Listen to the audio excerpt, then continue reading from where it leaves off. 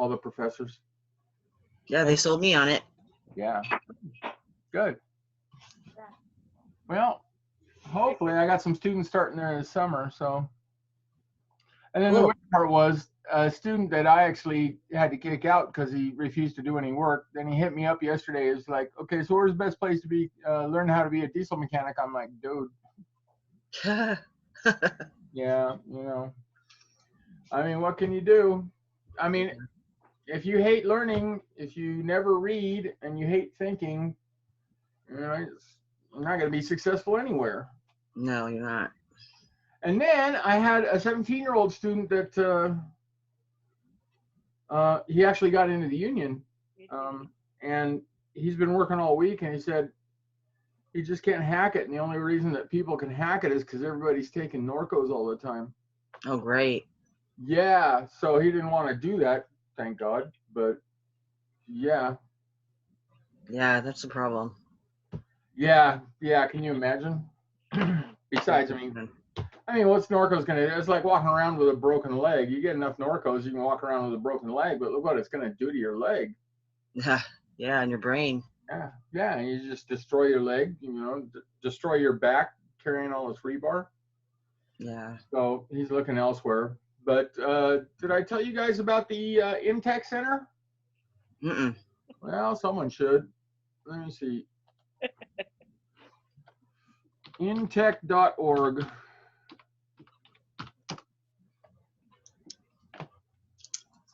Can you see that? Huh? Okay. Yeah, intech.org. And they, did I get that wrong? It looks wrong. Huh. Yeah, I must have got that wrong, so don't listen to me. Try this. Intech Center is a joint, yeah, there we go, intechcenter.com. It's intechcenter.org.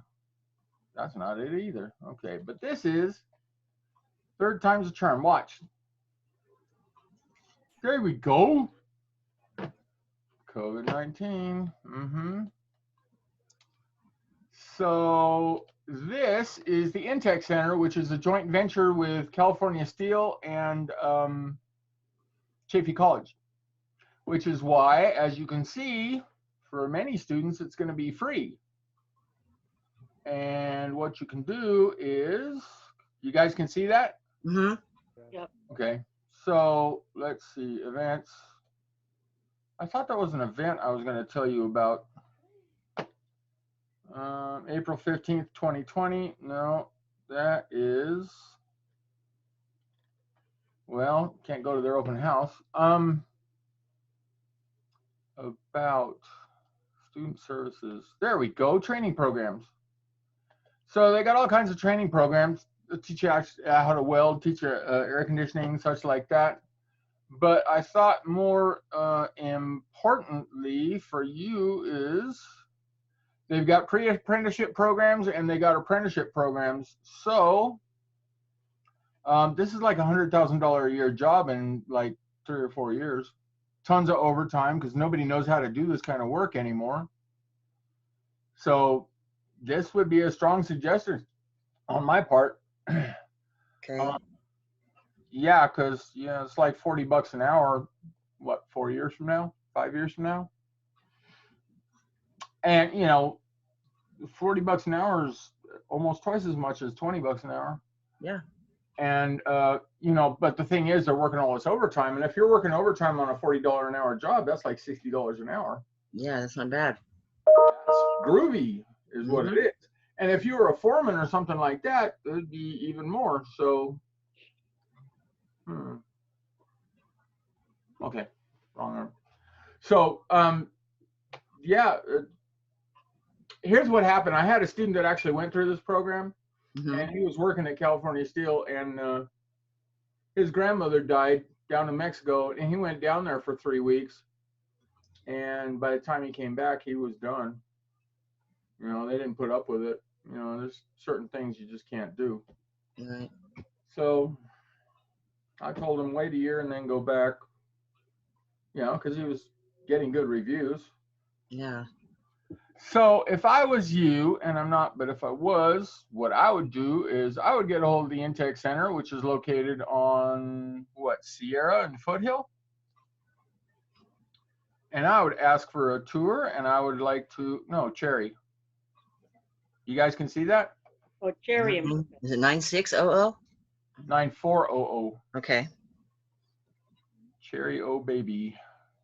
Montana. Yeah, it's right next to the Speedway. Okay. And California Steel's right there. Used to be Kaiser Steel. That's what I would do, because if it's not free, it's going to be cheap, and it's top quality training. It's very highly subsidized, you know, kind of like we do. You know, but I got to tell you, folks, if, you know, not being old and poor is bad. Yeah. Being poor and sick is really bad. So if, you know, if you can get some sort of retirement thing going, you definitely ought to. And, you know, you're supposed to, you know, it's like teaching. If I had started teaching when I was 23, I could have retired when I was 53. But as it is, I'll probably work until I'm 68, you know, because you don't think about retirement and you just keep getting older. Yeah, that's right. Right. So that's what I would suggest. I mean, it doesn't cost nothing to find out, right? Right. Take a little trip. Take a little trip. And of course, you know, women and minorities, especially women minorities, are going to be highly favored when it comes to getting spots and stuff like that. I mean, there's huge amounts of opportunities. But either way, I mean, no one's going into this because we've denigrated the trades so hard for the last 30 years that nobody's going into them. So there's all these opportunities, you know. Plus, you get college credit for that. Cool. You know, it's all kinds of stuff. That's really cool. It is. You know, and the idea is when you start paying taxes, apprenticeship programs right there. The idea is when you start paying taxes, you're going to start paying for all these programs, right? So there's download the application, apprenticeship invitation, and well, I thought I saw it somewhere. But I looked into that one you gave us the flyer for, you know, for the electrical. It's kind of like the same thing as this, right? Right there, June 29th. Program. Yeah, I think so. Okay. Electrical? Maybe it was this. It was some flyer. It was a flyer you gave us. It was a blue flyer. I'll bet you it was this. Okay. It was something similar, but it was out. Where was it? Out like in like LA, right? I don't know. Yeah, it was just like City of Industry or somewhere. Yeah, that's or Commerce maybe. I don't even. Yeah, yeah. That was the IBEW. That was the Electricians Union. Yeah. I get you. All right. Yeah, you might want to, if you're thinking about going that route, you might want to do the Electricians Union out, you know, in San Bernardino rather than LA, but. Yeah. Well, I'll check this out. Yeah, hell yeah. Starts June 29th. I mean, it doesn't cost nothing to ask. 29th, let's see, September. Oh, when it starts. Yeah. Okay. And then there's another welding class starting July 7th. So every Saturday, 6 to 2:30. Yeah, give them a call. It's right there. I can barely see that. 662. 909-652-8488. Thanks. So why do I think they did? I think Intech did something with Chafee also through the high schools with students. Right. Yeah, there was a open house. Yeah, and then like last year or 2 years ago, so all these like high school students were able to class and. Right. And yeah, it was a nice program that they had set up for them. Yeah, it is. It really is. Mm-hmm. So worth looking into. Yeah, I will. I mean, the other places, you know, like the private schools and stuff, basically teach you the same thing, but it'd be real expensive. Yeah. But you know, what you pay for is the ability to get out in the workforce really, really quickly. Sure. If you can do the citrus thing or the Chafee thing, that's the way to go. Would you suggest taking this first, or just which one do you think is better? I don't really think in terms of first and second. Like, I was just having this conversation today with a student that said, I said, are you going to take diesel or auto? Because she was talking about taking diesel. And I said, are you going to take diesel or auto? She said both. And I was just thinking in the back of my head, I don't think so. Usually by the time, this is my experience anyway, usually by the time you get really good in one thing, you're so committed to that one thing that it doesn't make sense to start over. Yeah. You know? True.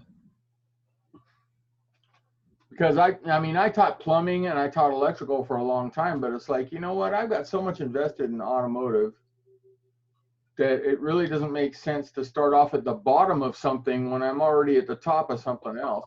Yeah, that makes sense. You know? So in terms of taking one or the other, I'm not sure. I mean, where's Jerry? Where's Willie? I'm not sure that you wouldn't make more doing this maybe than you were doing automotive, depending on the situation. Yeah. And you know how driven you are. Hey, Rudy. But What up? I mean, joining the Teamsters would be a much more fruitful. Mm-hmm. I mean, if you're gonna do that kind of stuff, that's probably the way to go, is to get in a union somewhere. Mm-hmm. I mean, I don't know. I mean, you got any thoughts on that, Chuck? I mean, go to the place where they're giving you money, right? Yeah. And it's not too. Rudy, your mic is terrible. Can't tell what the hell you're saying. Might be a blessing. Rudy. I said it's not always the money; it might be the benefit too. Oh yeah, you ain't gonna beat the benefits and the retirement. Retirement, yeah. Anyway, folks, I do want to emphasize. You know, we gotta we gotta quit. Most of us need to quit thinking so much about the hourly rate, and we need to be thinking about the retirement thing too, because retirement can get really, really ugly if you don't have money. Yeah. Or your health, I might add. Mm-hmm.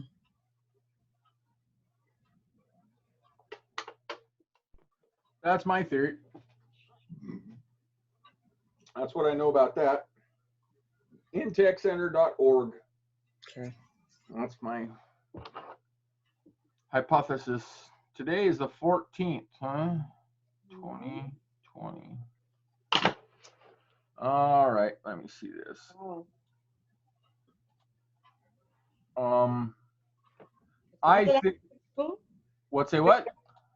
When was the last day of school? The 21st, right? No, this is the last day tonight. Oh.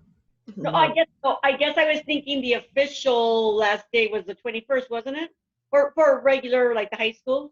Oh, that depends on the school. I got a friend that's teaching until June. But Oh, wow. for us, it's next Friday. Okay. I think Rancho was next Thursday, but okay, yeah. Yeah, that makes sense. Yeah. Wow. So I'm convinced, and I don't think you're going to talk me out of it, but I'm convinced we're going to be back in the classroom in August, hitting it hard. Yes, I am. Cool. I was told this week that there's a bunch of churches around here. They're all opening up on the 31st, and they don't care what the. Actually, did you see that video with the pastor that came out talking about it? No. Oh, because that was my pastor. From They what? met at our church, like a whole bunch of pastors, like 40-something of them met with Newsom, and I guess they're planning on opening, like you said, the 31st. Well, you know, somebody's got to be Rosa Parks, right? Yeah. Well, and I think that's it. When people start doing that, you know, like, look, they didn't do anything to Musk, right? Yet, right? So I think when people do that, they're going to be pushed into having things open, like you're saying. Yeah, go Yeah, ahead. if the people lead, the leaders will follow. Right. Yeah, let's go ahead and put a bunch of pastors in jail. Yeah, right? know. That makes That no works out. sense. Or hairdressers. On Yes. the other hand, I mean, if you're not willing, well, I don't know. I was going to say, if you're not willing to go to jail for the cause of Christ, you know, what kind Oh of yeah, I'm willing to die for it. but Shit. that's, you know, never mind. Another subject, yeah. That's Yes. not what I meant. Yeah. Kidding. Kidding, JK. We got it. All right. Hilarious. So, where's the man Daryl? Where is everybody? Well, I'm going. Let's do it. Yep. So, questions, comments, thoughts on the last thing we did? Because I have some clarifications. There's this stuff called MSD. That's called multi-spark discharge. Multiple spark discharge, I guess is what they call it. And what they're doing is, instead of having one spark, they're having a bunch of sparks. Now, what's the advantage of having a bunch of sparks? Better lighting, better chance of it igniting. Yeah, better chance of igniting, sure, and more complete combustion. Mm-hmm. More complete fuel burn. Yeah. So, you'll notice that when you have this, you might get a much smoother idle. But, you know, it's a much more expensive setup. I mean, the coil's about this big. And it is much more expensive setup. I mean, that's usually on a system that has one coil for all the cylinders. But, you know, there's a lot of things you can do in terms of computer control now, because, for instance, on a lot of the diesel engines, they're firing the injector like 7 times per stroke. I mean, per combustion event.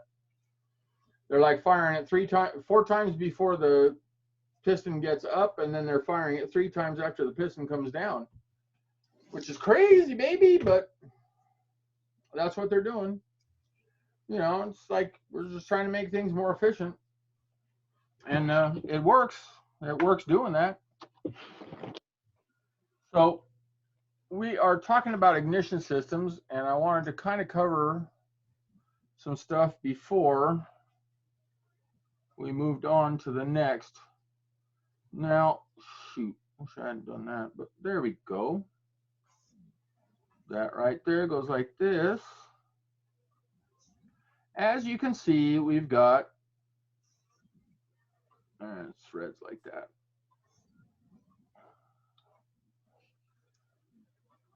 There we go. This is the new spark plug. What's the space between there and there called? The gap. Yeah, that's a spark plug gap. Good. Okay, so the new spark plug looks like this. Well, the old one does not.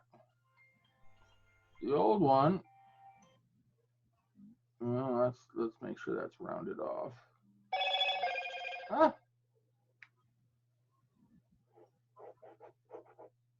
The old one comes like this. You? I guess I wasn't one of you, right? And then this comes like that. See how it's rounded off here and it's rounded off there? Mm-hmm. That's old. And the reason it's old is because every time you have a spark, you're going to have material transfer, which is to say a little piece of metal is going to go away. Now, it's called pitting, right? Same thing happens with switches and relays. Mm-hmm. I mean, a lot of times that's how relays go bad. So.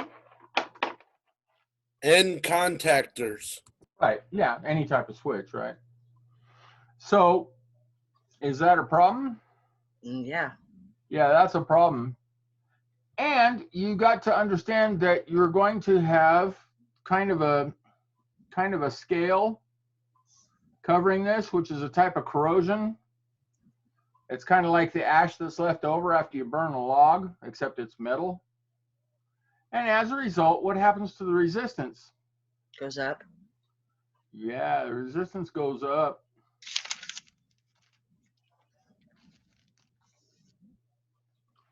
Now, here's the thing. The voltage on the coils is going to keep going up in order to complete the path to ground. But that's a problem, because one of the things you got to understand is as that voltage goes up, it wants to jump further and further. Now remember, a typical wire looks like that. That's the conductor, that's the insulator. But a spark plug wire looks like this.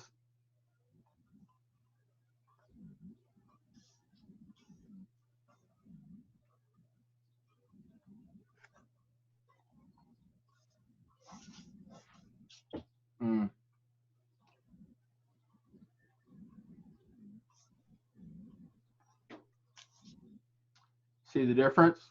Mm-hmm. What do you know about spark plug wires? The bigger they are, the more capacity they have Yeah, for well, current. different on spark plug wires, but Okay. that's a regular wire, right? Got it. The conductor, the bigger the conductor, the more ampacity it has. Yeah. Yeah. Well, spark plug wires are the least reliable part of the whole engine. Really? Yeah, that's why we were so glad to get rid of them. Constantly causing problems. And the reason they're causing problems is because you're running such high voltage. You know, 40,000 volts. 40,000 volts loves to jump. And if it can jump through this insulation, it'll do it. Which is why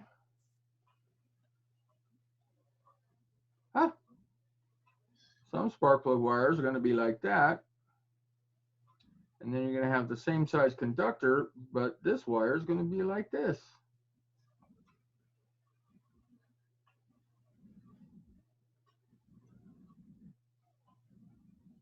Now you'll notice the conductor is the same size. So what's changed? The insulator's bigger? Yeah, the insulation's bigger. And if the insulation is bigger, doesn't that mean it's got higher resistance? Yeah. Yep. And that's the whole point, right? Because we don't want the spark to go any place other than across the center electrode to the side electrode. Right. Yeah. Makes sense. Okay. Well, let's talk about this spark plug wire for a minute. It's not really wire. What it is like a piece of plastic string that's had a whole bunch of carbon mashed into it. And the reason they do that is because if they don't, when you listen to your radio, what you're going to hear is you're going to hear your engine going up and down, because every time it makes a spark, it's going to go. So basically, when you're driving down the road, it goes. Yeah. Right. Yeah. So what they do is they have what we call resistor wires. And the reason they have resistor wires, they also have resistor spark plugs. That's what the R and the R45 stands for. But that's to avoid radio frequency interference on your radio. I mean, probably, well, stopping interference on a whole bunch of things, but the radio is the thing you'd notice the most. So, like I said, this isn't even wire. What it is, it's basically plastic string with a whole bunch of carbon mashed into it, just like your battery plates are plastic screens with a whole bunch of lead mashed into them. Now, what's the problem with this being plastic string instead of metal? Melt. Well, yeah, it's a million times weaker. Well, it will melt though. Yeah, you're right. But the big problem we have is that it's just not mechanically strong, which means if you pull on that spark plug wire, it'll probably separate. Yikes. Yeah, and that would be bad. You won't like it.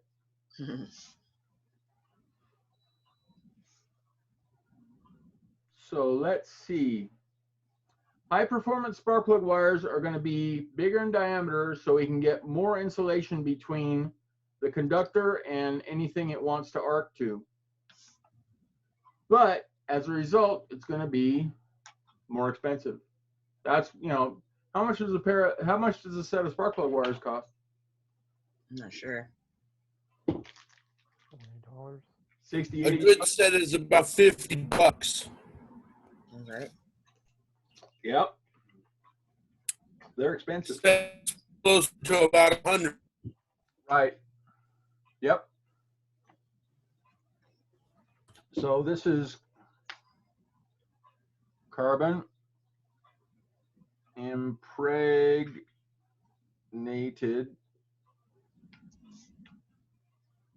string.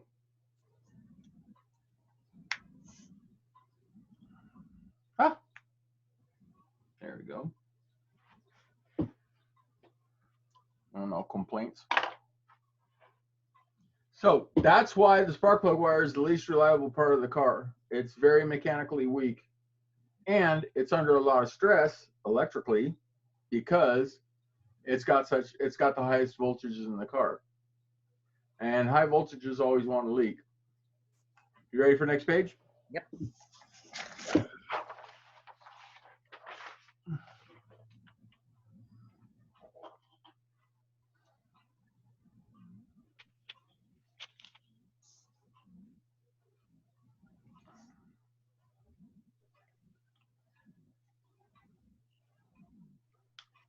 High voltages want to leak, and that's called arcing.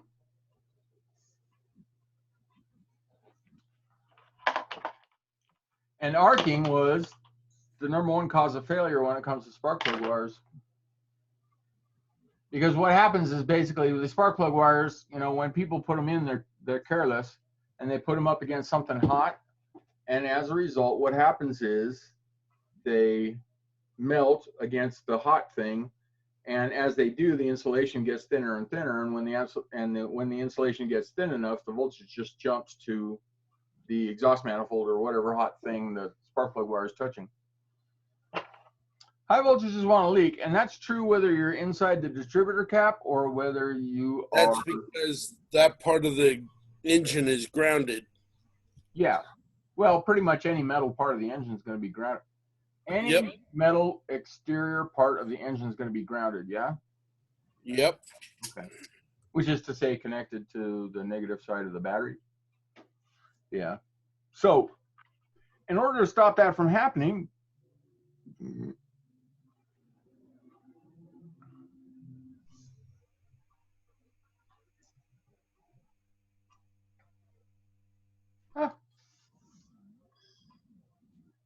we have these little things here.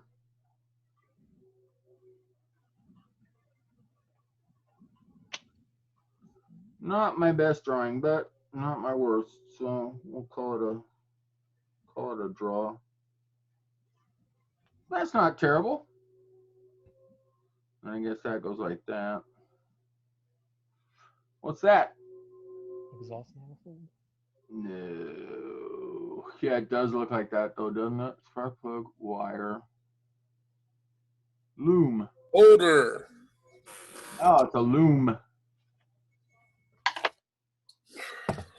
Now, what's the purpose of the spark plug loom? The purpose of the spark plug loom is to keep, #1 is to keep all the spark plug wires separated, but also to keep them in place so they don't go flying all over the place when the wind blows. And to keep them off of hot objects. Yeah, keep them off of hot objects, yeah. I mean, you'd have to work in this industry to understand how often the spark plug wires were causing failures. It was significant. It was major.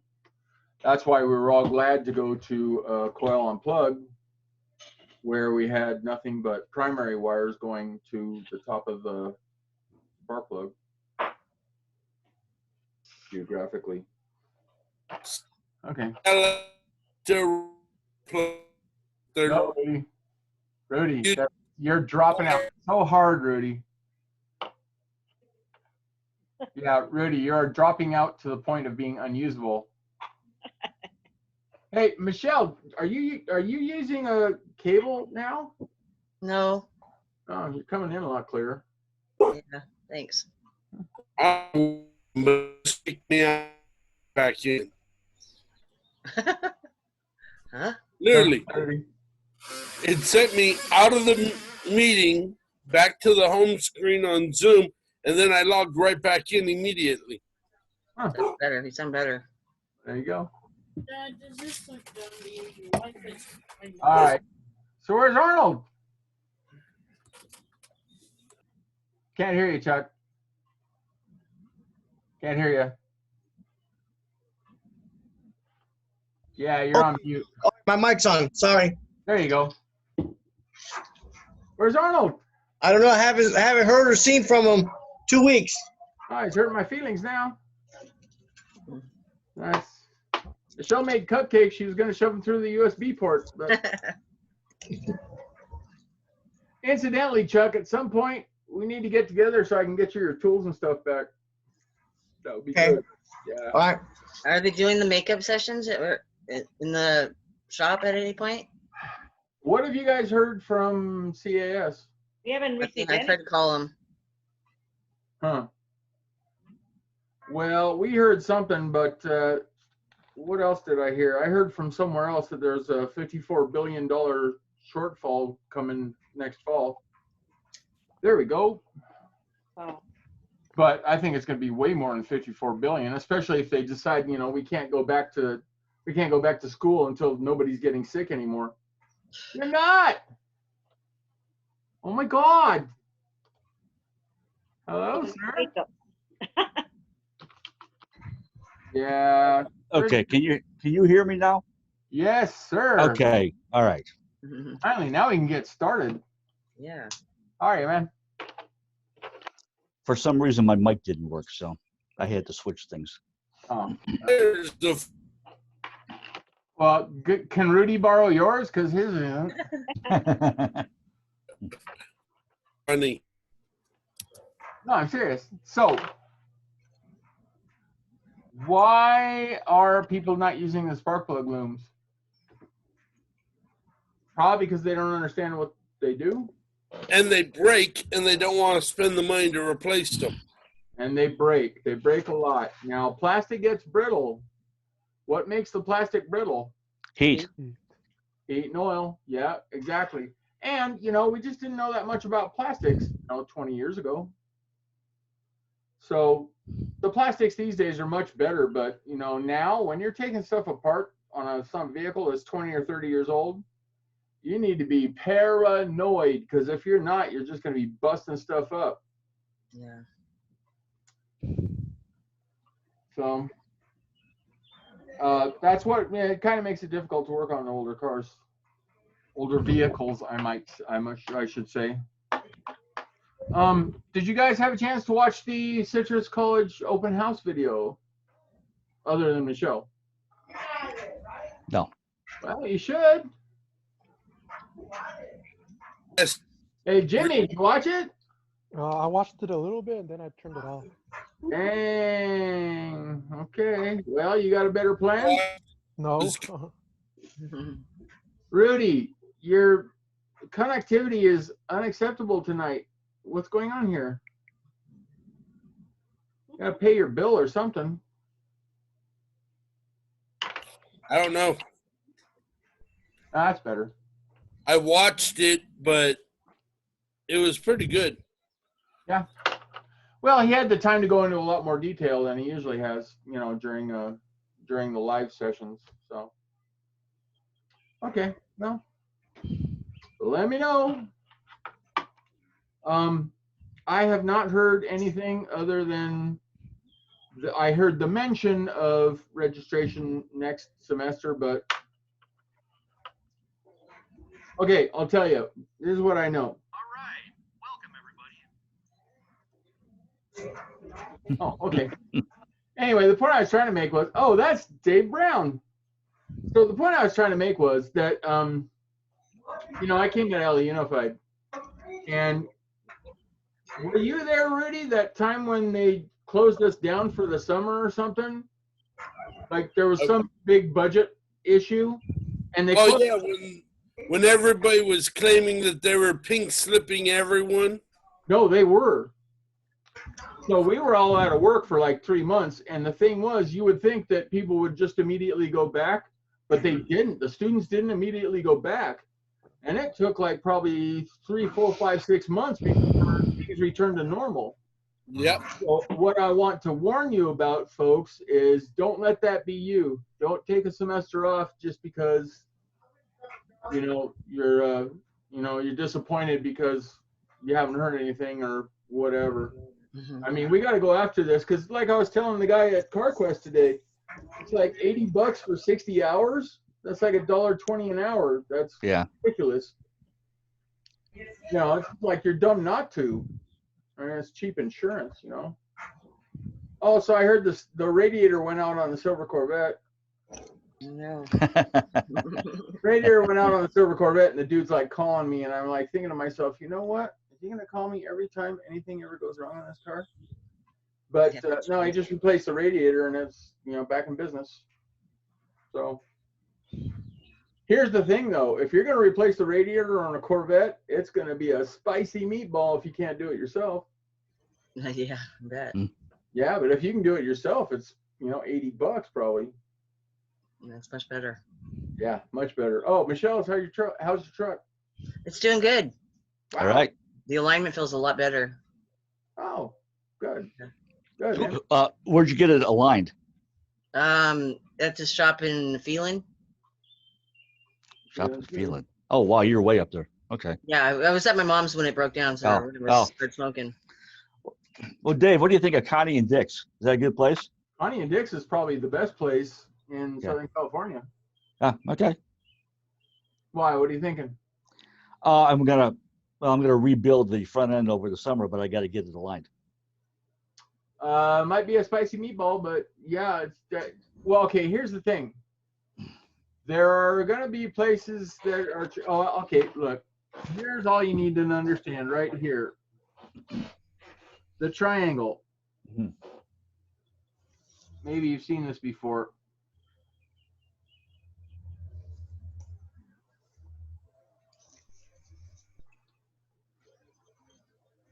Rudy, you seen this?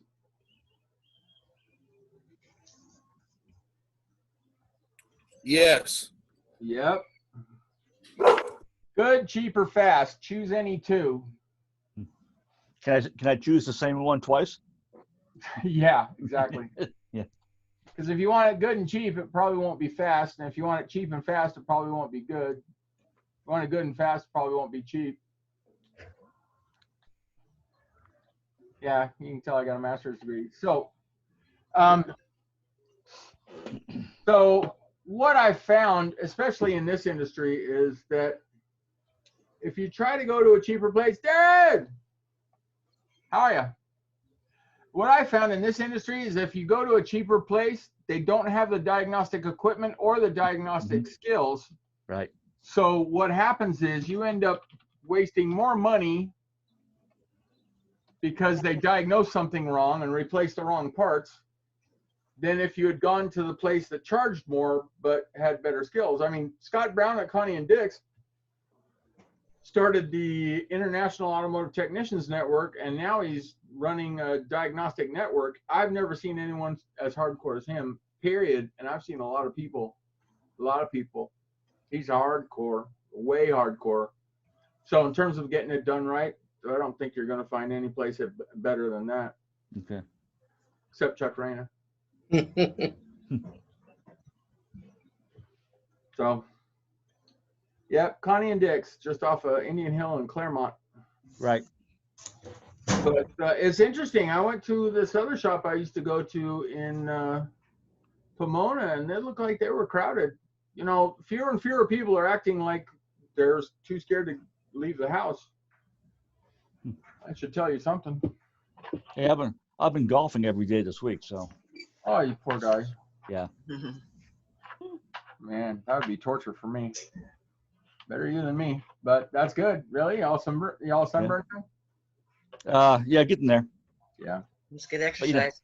But you know, with a mask on, you know, now I got this big white spot on my face. Those, yeah. You got tan lines on your face. Yeah, I got tan lines on my face. What the hell? Well, the funny thing was, I went to the graduation today. You know, they're only having like students walk out of the car with their mask on. Oh. Yeah. Go get their diploma from the principal with a mask on, and then get back in the car real quick. And the masks they gave us are made out of the same stuff they make bikinis out of. I was like, reminiscing. So anyways, my point was that spark plug wire looms, super important. And it's super important how you route the spark plug wires. But people are just careless about it, and as a result, you're gonna make Chuck a rich man because it'll be coming back. Now, let me ask you a question though, because this brings up an important point. What's a misfire? When it doesn't fire at all, the spark. When the spark Well, plugs. that's one. Or it doesn't fire in time. Mhm. Or Enough. correctly, yeah. See, there's a dog right there. Mhm. Doesn't fire the way it should. So it could be too much fuel, not enough fuel. Spark too long, spark too short, spark at the wrong time. Misfire just means it doesn't fire at all or it doesn't fire correctly. Now, what is misfire detection?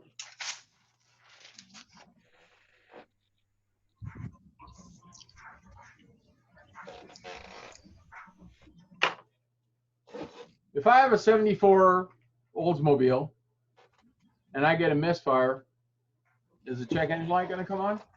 Mhm. You said a 74 Oldsmobile? Oh, What no. engine light? Yeah. Yeah, what check engine light? Right, exactly. It's not going to come on. So then how are you going to know that you've got a misfire? The car doesn't start. No. Okay, that's a good. I'm glad you brought that Loss up. of power. Rough idle. Yeah, but let me address Michelle's point for a moment first. If I have one cylinder that's not firing at all, will that stop the engine from starting? Not necessarily. No, it never will. Unless you got a 2-cylinder engine or a 1-cylinder, quack. But on a 4-cylinder, 6-cylinder, or 8-cylinder, one bad cylinder will never stop it from starting. So if you got a car that won't stop it from starting, you don't have a single cylinder misfire issue. Yeah? You believe it? Yeah. Mhm. In fact, if you had, we were talking about distributorless ignition last time. If you have a 6-cylinder engine and 2 cylinders went bad, engine will still run. It'll run like hell, but it'll still run, in my experience. So we got to be careful to understand, if you've got a car that doesn't start, it's not because you got one bad cylinder. Typically, it's going to be multiple cylinder. So misfire detection. Now, let's go back. How are you going to know you got a misfire on a 1974 Oldsmobile? Well, someone said loss of power.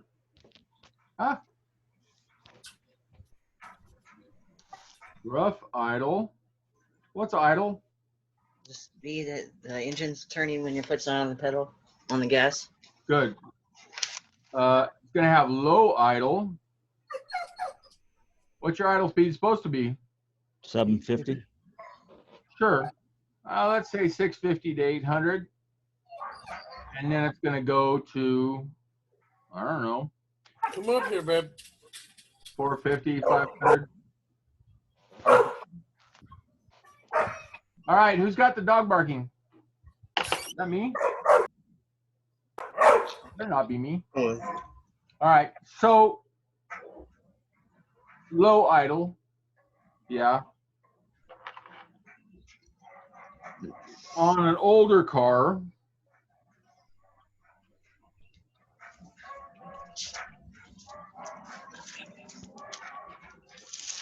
there we go.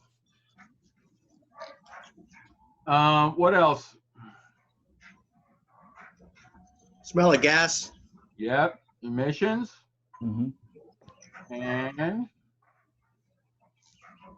poor fuel economy.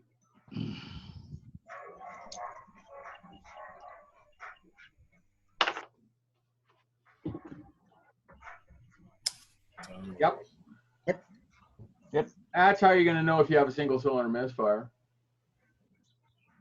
Or even a 2-cylinder misfire. But usually a 2-cylinder misfire, you're going to start running into some real problems with the older car.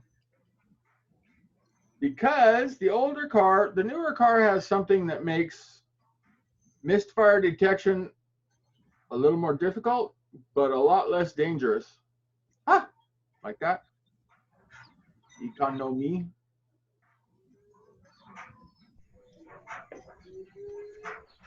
All right, you ready? Mhm. Okay.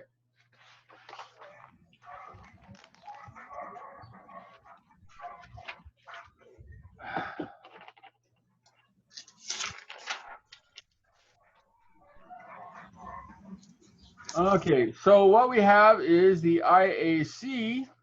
You know what that is? Idle air control. That's correct. Idle air control. Now, the idle air control, is that an actuator or a sensor? It's a sensor. No, It's an actuator. it's an actuator. Yeah. It's controlled Actuator. by the PCM. Yeah, it's controlled by the PCM. Now, how does the PCM know how fast the engine's turning? The speed sensor. Good. Crankshaft position sensors. That's correct. Good. Okay, so idle air control is going to do that. It's going to maintain idle speed.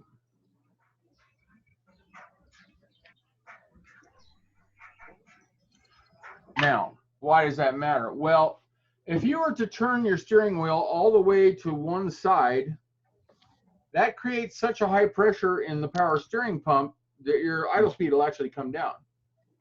Or if you were to turn on the air conditioning, that puts more load on the engine, and that's going to make your idle speed come down. Well, what the idle air control does is it keeps the idle speed constant no matter what situation you find yourself in. Whether the engine's cold, whether the engine's hot, whether you're at high elevations, low elevations, right? It's going to be constantly monitoring. Well, no, idle air control is not going to monitor anything. It's going to be constantly responding to different engine situations, vehicle situations. Well, idle air control has got some good and bad points. Now, let's say I had OBD1, which was 1980 and a half to when? 85. 95. I mean 95. Yeah. Okay. Yep. So, no misfire detection on these cars. Almost any of them.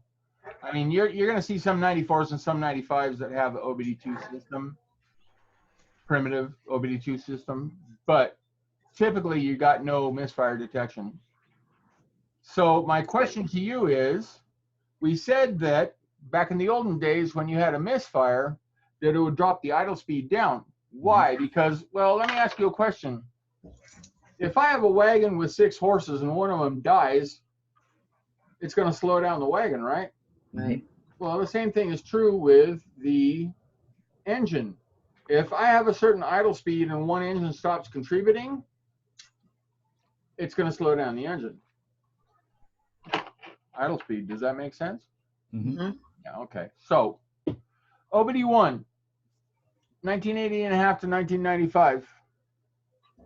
If I don't have idle air control and I lose the cylinder, the idle speed is going to come down.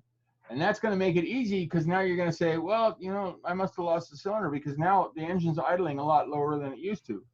Now, if the engine's idling a lot lower, what's going to happen when I take it down from park to put it in gear? It's going to slow down even more. Well, a lot of times it might even kill the engine, right? Yeah. That's the unsafe part about it. But, you know, if the idle speed is lower, I'm going to notice that it's lower, and that's going to tell me I probably got a misfire or something. Also, you're exactly correct. I'm going to have a loss of power is probably going to be the second thing that I notice. Most importantly, is the loss of power. But the problem I have is, you know, I don't really notice loss of power a lot. I find I don't notice loss of power a lot of times. You know, it's like, well, am I remembering correctly? However, if your engine has idle air control, are you going to drop the idle speed when you get a misfire? Yeah. What does the idle air control do?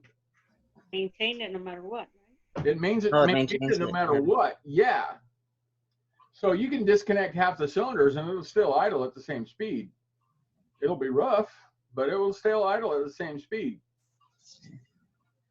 So that makes it kind of hard to diagnose, because a lot of times if the idle speed doesn't go down, people will be like, well, I must not have a problem then, even when they do. Now, starting 1996, we got OBD2, and OBD2 has got to have misfire detection. Is that correct? Mm-hmm. Okay, what's misfire detection? It just detects that there's a misfire. Exactly. And it does that by monitoring the crankshaft position sensor, because after all, that's going to tell us crankshaft speed, yeah? So what's it going to do once it finds out that I have a misfire? Send you a code? Yeah, Check engine light.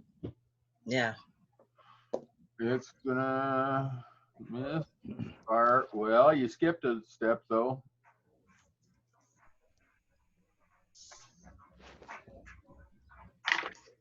Do we go straight from detecting a fault to turning on the check engine light?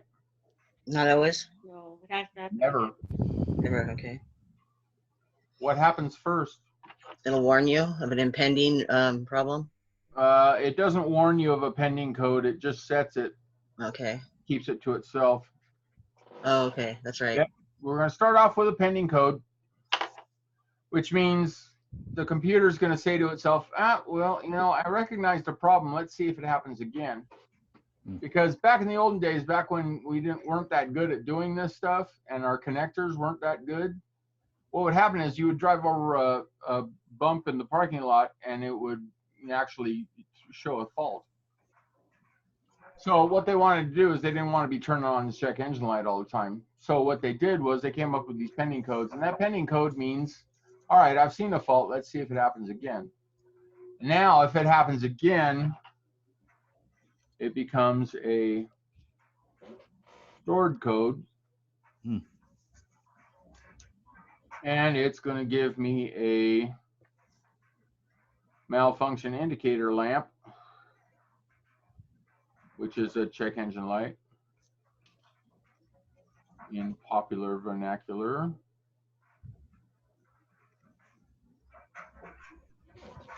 And what else is going to happen? Anybody remember? So it's going to store the code. It's going to give me a malfunction indicator lamp. That's 1. That's 2. What's number 3? The flashes? No. Oh, we haven't got that far yet. Oh, okay. If Yeah. it's a misfire yet, well, depending on the misfire, but we haven't got there yet. It's going to store something else. What is it? What cylinder? The condition, or It's going to store the. It's Store the gonna code. take a snapshot of what happened at that moment.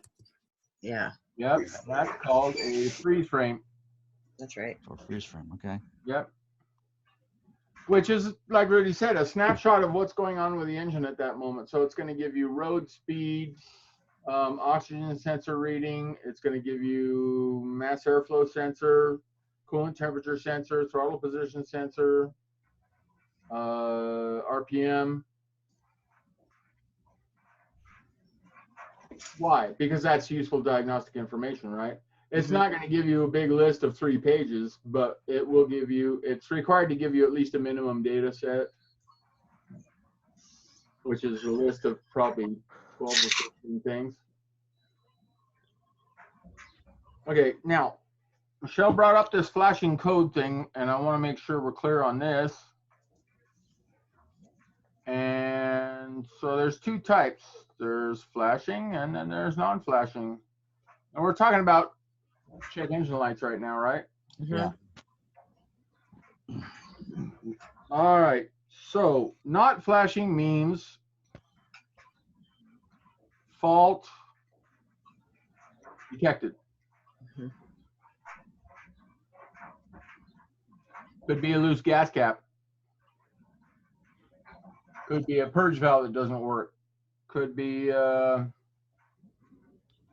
Could be a P2185. sure. What is Yeah. it? What is that? It's a coolant temperature. Oh yeah, did you get that fixed? No, I didn't. But I'll probably do it tomorrow. Too busy playing golf all day? Well, there are some priorities now. Yeah, exactly. Yeah. Yeah, it is nice to return to normal because it's not good for people to stay cooped up all the time. All right, so what does flashing mean? Flashing means IMMIN. Immediate cat damage. That's part of it. Catalytic converter.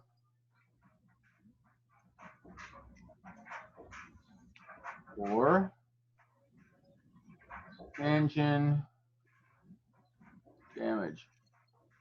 Ooh. Yeah.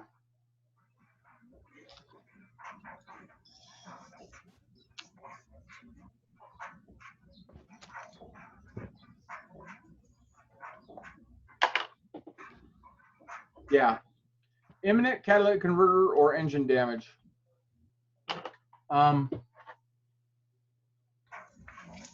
So pull over, quit driving the car. If it's flashing, that's really bad. Surprised how many people don't know that. I wanted to make sure you're not one of them.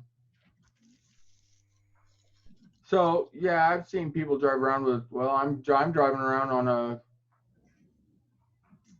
non-flashing check engine light right now. P0430, catalytic converter, bank 2. I need to find some place that's really cheap to get catalytic converters. That's not in LA. Well, it looks like I'll have some time. I'm off work in 9 days. You've been off work. 8 days. Oh, geez, listen to this. What are you talking about? I'm doing the work of 20 men.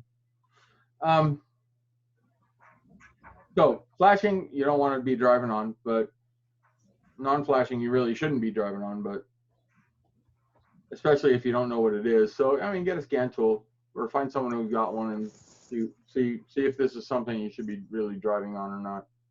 Technically, you shouldn't, because if it's got a check engine light, it's going to be something emissions related. Yeah, I'll leave that alone. So, let me ask you a question. If you have a fuel injector that's stuck open, first of all, is that going to cause a misfire? No. It can. Yeah, yeah. Yeah, it's definitely going to. It's going to be dumping fuel into, well, of course, depending on how far it's open, but it's going to be dumping fuel into the engine uncontrolled, right? I mean, because if the injector is stuck open, then effectively it has infinite pulse width, right? That was a kind of a really smart thing to say. That's probably like the first smart thing I've said in 40 years. But yeah, it's basically got infinite pulse width. What is pulse width for 10,000 points? Not Rudy. I know what it is. Hang on. Time it stays open. Yeah. Time the injector stays open, right? Mm-hmm. So if you got an injector that's stuck open, it basically has infinite pulse width. Which is bad, okay? So you can have too much, is what you're saying. Yeah. Now, the problem is, if you've got all that fuel, you're not going to get good combustion. So you're going to have a bunch of raw fuel that's going to be going out the exhaust, and it's going to be headed straight for that cat. And the catalytic converter is not designed to handle raw fuel, liquid fuel. It's supposed to handle, combustion gases. As a result, the catalytic converter is going to get all plugged up like mine. So that's going to give you a flashing check engine light. I mean, if you have a spark plug ignition system that goes bad, is that going to give you a flashing check engine light? Yeah. Yeah. Sure. Yeah, because now the fuel is going to go in the cylinder like it's supposed to, but it's just going to go straight in. It's going to go straight out, and that's going to head straight for the cat and kill it. Yeah. Now, if your fuel injector is not firing at all, that's not going to cause engine or catalytic converter damage. So No. not so clear about whether that's going to be a flashing check engine light or not. You would probably get a misfire code. You're definitely going to get a misfire code though. Yeah. But it won't be flashing. All right, so let's see. The misfire codes are in the 300 series. So P0300 is random misfire. And when they say random misfire, they don't really mean random, like, well, it's one first and then it's another one second. All that means is multiple cylinders. Ah.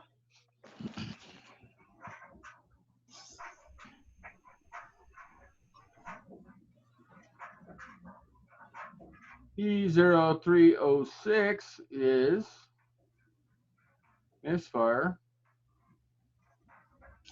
cylinder 6.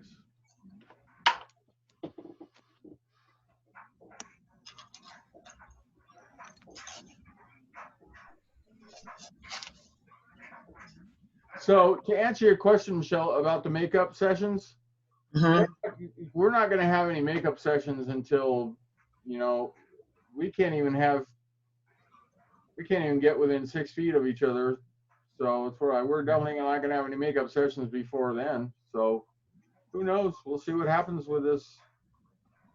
But the way they're talking now is just crazy. Yeah, I know. Okay, so nobody's going to get sick anymore. Okay, then we're going to go back to school? Because, you know, there's going to be a flu next year. Yeah, it's going to be something every time. Yep. There's always going to be stuff that's going to kill people. Every year? Yeah, they can't do that. Probably is what they're after. Not toddlers. No, I think we're going to be miraculously all cured of this November 7th. Yeah. Well, I hope they like start coming to their senses. Yeah, the day after the election, they'll all come to their senses. So Yeah. the point I was trying to make is, okay, you done with that? Yep. Yeah. So the problem we have is that if we have a misfire, it won't drop the idle speed on a car with idle air control. So that was confusing to us. So what we started doing when we started doing power balance tests is we would disconnect the IAC before we started pulling spark plugs. Okay, let me make sure you understand about this. I don't want to get too far afield, but I do want to cover this stuff so you can further inquire. Power balance test, what are we doing?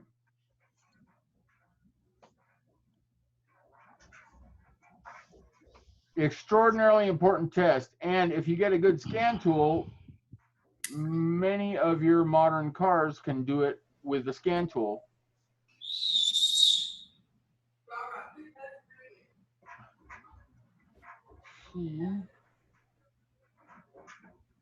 How much each contribute? There you go. You're trying to see how much each cylinder is contributing to the running of the engine. Yep. So this basically consists of idle, RPM, drop, this.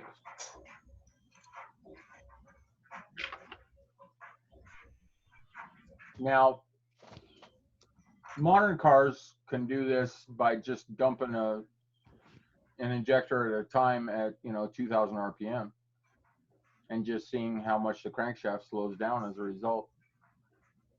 I mean, all this sophistication has certainly come at a cost, but when you come to appreciate what it's really doing for us, it's well, to me, it's well worth the trade-off. Chuck, are you on Diagnostic Network? I have it on my YouTube favorites. I haven't gone there yet. Well, yeah, but Diagnostic Network is a website of its own. Okay, let's. Well, in other words, I haven't really looked. Okay, You'll like it, Chuck. let me show you this. Look, folks, this is what you should all be looking at right here. So I'm going to go to diag.net. I thought I had it already, but I don't. Diag.net.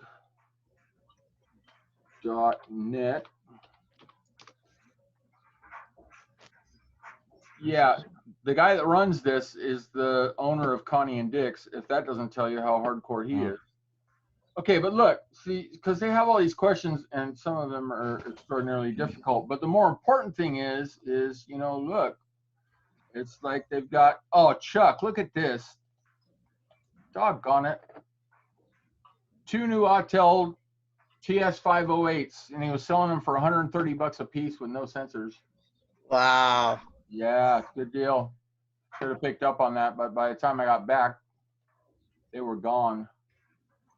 Okay, so look, it's got learning and teaching, you know, digital storage oscilloscopes, and you could come in here and you could just, it's not like they're gonna check your credential. You could go in here and get all kinds of free training. Did you do any of this week, Michelle? Oh, no, not this week, not yet. Yeah. Yeah, so that's actually great. Yeah, and you know, why not? It's free stuff. It's free stuff by the best people and the best people in the business. You know, these are guys that are doing this. You know, they're providing the learning materials to all the rest of the teachers. Intro to GM programming, all kinds of stuff like that. Just look at all the fun you can have. Oh, I saw this. Rudy, what's up with that? Chrysler won't let you program a salvage title vehicle?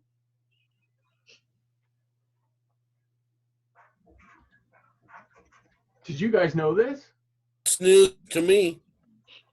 Yep. Yeah. FCA, that's Fiat Chrysler, right? Will not permit programming of salvage title vehicles. Oh, and then he says, this guy says, YTech won't do it, but Autel will. Says you can do it with an Autel. There you go. Well, the new Chryslers, they put it right in where the radio's at. You have to get some special connectors to plug into the brain to do the level 3 programming. Mm-hmm. Autel has it on their website. Yeah. Now it says Well, you do it. Daimler Mercedes, it says without making or buying third-party tools to unlock used parts, it's not been possible since 1996. Wow. Yes, watch out with this. Watch out with that. Don't buy salvage title vehicles. Please don't. Please don't, because then you're gonna come bring it to me, and I'll be like, sorry. No kidding. So, yeah, love to help, but anyway, so Diagnostic Network is having all kinds of training opportunities. So, although if you read all these, you might get nervous. I mean, this is the most hardcore stuff in this whole industry.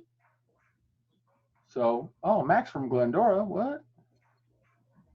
Interactive webinar training with the Ford PowerStroke 6.7, instructor-led lesson on map sensors. Yeah, see, they got all kinds of training. So I would strongly suggest that you get your little buttons down there and you could sign up for free and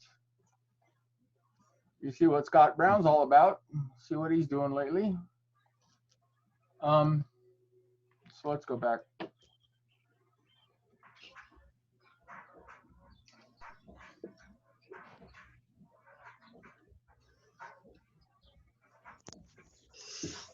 You know, the best part about going to school during the summer is that you can use someone else's air conditioning. Right? Yeah. All right, so back in the olden days when we were doing the power balance test, what we used to do is we used to disconnect one spark plug at a time because the distributor was right there. Well, at least on most cars. We used to disable one spark plug at a time, and we would expect to hear the RPM drop. Now, the RPM should drop an equal amount for each cylinder, right? Mm-hmm. Signifying that each cylinder was contributing the same amount. So it's a cylinder contribution test. It's got a bunch of different names, but we did it by checking the idle RPM drop. And if we, if you have one cylinder that drops 150 RPM when you disable the spark plug, and you have another cylinder that only drops 50, then the one that drops more is contributing more, right? What do you do if you disable it? What do you do if you disconnect the spark plug wire and the RPM doesn't change? What do you got? The bad one? Means you have a misfire. It means that cylinder is not contributing at all. Yeah. Now, just because it's not contributing at all, does that mean you got a bad ignition system? No. Oh, now we got to find out why it's not contributing at all. But yeah, I mean, that's what I found on the beautiful Forerunner, right? I would go around the distributor cap in a circle, and as soon as I got to cylinder number 5, when I disconnected the spark plug wire, RPM didn't change. Right? Okay. Well, I guess it's not contributing anything then. Now we got to find out why. But power balance test back in the olden days, we used to. And it was a bad fuel injector. Yep. That makes sense. I mean, that makes sense, right? Yeah. Yeah. So back in the olden days, we used to do this, one spark plug wire at a time, because the distributor gave us a good place to do that. Incidentally, while we're on this topic, what do they look like? This is not the easiest drawing in the world, but since it's still drawing, I guess it's easier than. I know what those are. Yeah, it's starting to turn out pretty good, actually. I was kind of impressed by the. Advanced weights. What? No. Going through the weights of the distributor to advance it? No, but I know Okay. some of that. Oh, it's a wrench. Okay. No. See? I may have ruined my drawing now, but it goes like that, and then this goes like this. Oh, these are. Remove spark plugs, wires. That's correct. Crimpers. Those are. Those crimpers are. No. Yeah. These are spark plug Removal. boot pliers. And this right there is plastic. And it's very thick and it's insulated. Now why? Let me make that drawing better. Just like that. There we go. Why do you figure, there we go.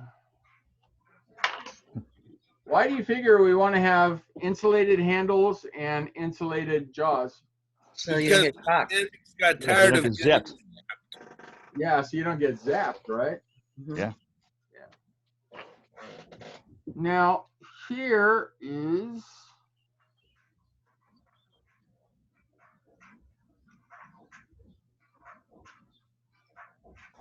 that's the wire, and that right there is the boot. Why do they call those spark plug boot pliers instead of spark plug wire pliers? That's where you grab it from. Because it keeps things in and out. You're pulling it off from there. If you use those pliers on the wire, you'll destroy the spark plug wire. Remember, there's no wire in that wire. It's just a little piece of plastic string. You'll just pull it apart. You got to grab it by the boot. I don't know. Can I go like this? I guess if I was going to be Mr. Fancy, I could go like that. That might help. The boot. What does a boot do? Keeps things that you want in, and what things you want out, out. Yeah. Boots keep what's inside in and what's outside out. And what's outside this boot? Dirt. Water, oil, Yeah. all kinds of bad stuff. Yeah. What's inside that boot is the pristine electrical connectors on the ends of the spark plug. Yeah. Mm-hmm.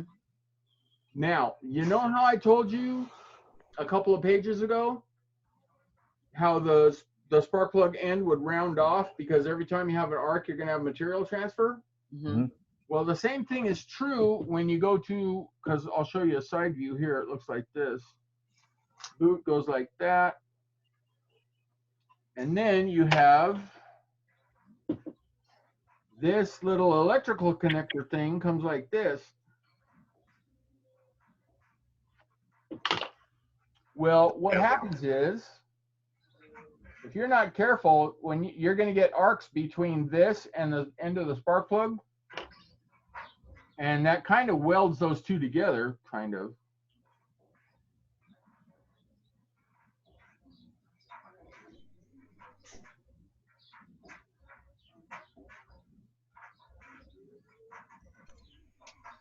So we need to protect that connection. There you go.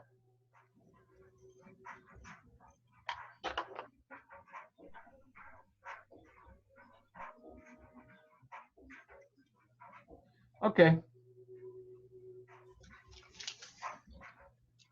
What we used to do is we used to use these pliers to get that boot off of the spark plug or get it off the distributor cap. Either way, either end, doesn't matter.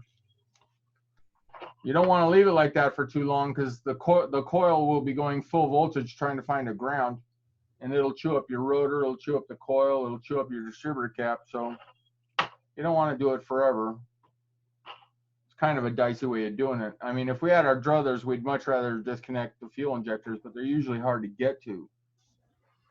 All right, so we need the boot to protect this connection, just like we have a boot on the tie rod end to protect that connection as well.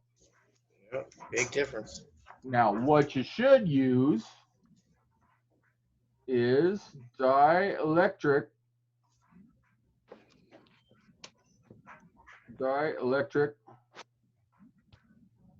tune-up grease, sometimes called spark plug boot release. And what that's going to do is it's going to put grease next to this connection so that no oxygen can come in, so you can't get burning. That's going to make it so when you try to disconnect those, they'll come apart. We're also going to use dielectric tune-up grease in our electrical connections to keep the oxygen and liquids away from the connection where they will just cause corrosion. But the important thing I wanted to bring up, though, when I pull on a boot to get it off the spark plug, do I pull it or twist it? Twist it. Twist it.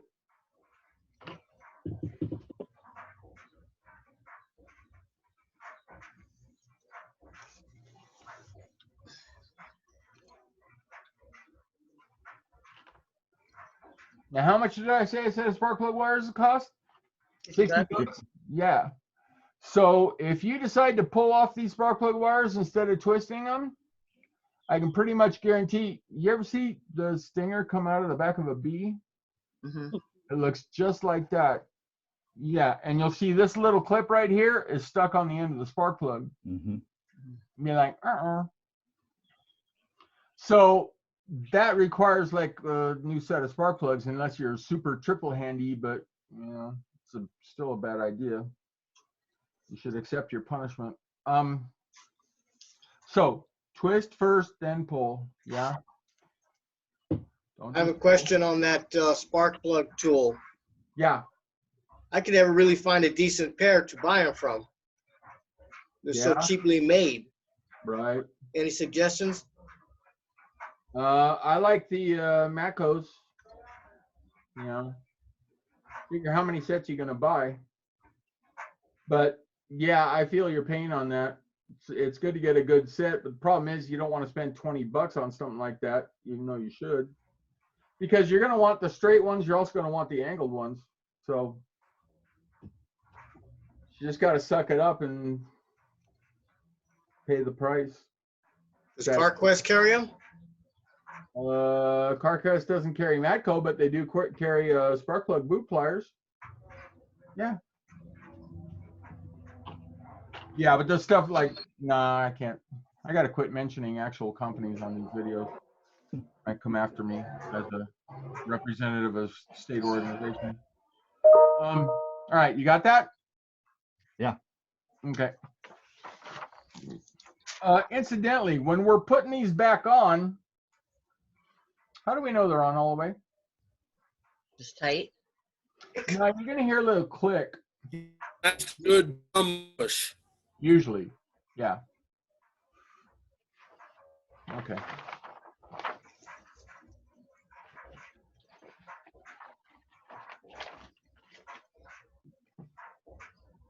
Now,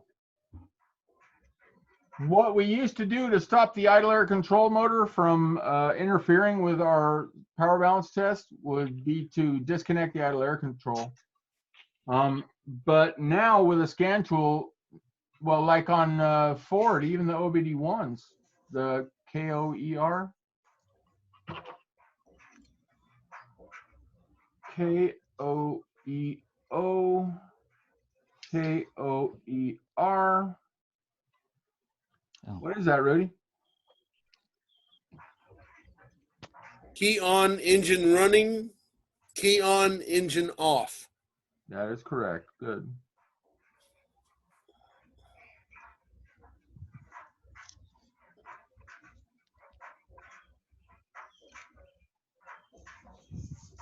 I just bring this up because if you're doing OBD2 testing on a Ford, you're going to see these again. All right, so that just means the ignition's on in both respects, right? It's just the difference is one has the engine running and the other one isn't. Anyways, the point I was trying to make was even the early OBD1 Fords would do a cylinder power balance test, but they do it at like 1500 RPM. Well, how do they do it? They just disable each fuel injector one at a time, and they see how much the engine slows down. But they can do it automatically. I mean, it's way better. I mean, doing a power balance test with a scan tool is a billion times better than doing it the hard way. Same with a compression test. Billion times better to do it electrically. Now, problem you might have with these power balance tests that, you know, the manufacturers are doing is the parameters may be really, really, really liberal. Like for instance, I've heard tell that you can have 10,000 misfires on a Ford, certain Fords, and they won't even show a misfire. You know, it takes a lot to get them to throw a misfire code. So, you know, if I'm doing a power balance test, I want to see the results. Well, Ford's not going to tell you the results. OBD1 Ford's not going to tell you the results. It's just going to tell you pass or fail. And, you know, their parameters may be colossal, more than you would want, put it that way. I guess if you're driving down the road and you don't have a misfire, I guess everything's fine ish. So cylinder power balance goes like that. We talked about doing compression testing, right? Recently, didn't we? I believe we did. Okay. So let us go back to beautiful spark plug wires. Okay, so yes, here's what you need to remember about spark plug wires. Avoid them at all costs. Try to get a car that doesn't have them. So I had a student, you know, we've been going through OfferUp ads for a long time, and I had a student that bought a Hyundai Santa Fe all-wheel drive. Now, why would you not want an all-wheel drive car? No More matter expensive. well, it's going to be more expensive, but the big problem you're going to have More maintenance. Yeah, it's going to be more maintenance and more chance of something going wrong. I mean, you know why fat people get cancer more than skinny people? And transmissions cost you a lot more to repair. Yeah. This kind of me giving medical advice. The reason fat people get cancer more than skinny people is because the more cells you have, the more chance there is that one of them's not doing the right thing. Yes. That's why a car that's got twice as many parts as another car is going to be more likely to have something wrong with it because it's got so many more opportunities, right? I mean, if you keep playing Russian roulette, eventually you're going to end up on a full chamber, right? Mhm. That's pretty decent analogy. Grim, but real. Okay, so spark plug wires. Spark plug wires have resistance because they are carbon impregnated fiber. How much resistance they got? Well, the spec goes like this. Maximum. Well, it's going to hell. Maximum 4K ohms per foot,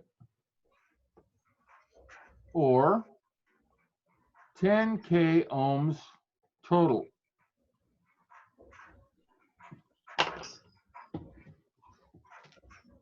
What's an ohm? Resistant. Resistance. Unit of They measure resistance. Good. resistance. What's a K ohm? 10 times. What? No. 1,000. Yeah. 1,000 ohms. Yep. 1,000.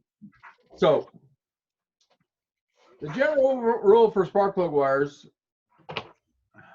is they can't have more than 4,000 ohms per foot of resistance, and they can't have more than 10,000 ohms total, no matter how long they are.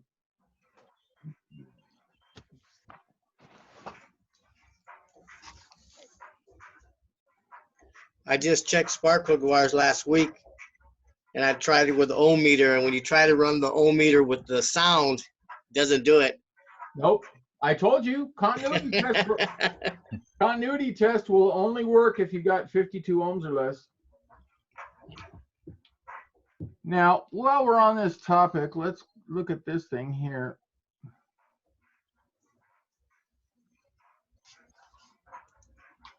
That's a lead right there, but what I'm doing here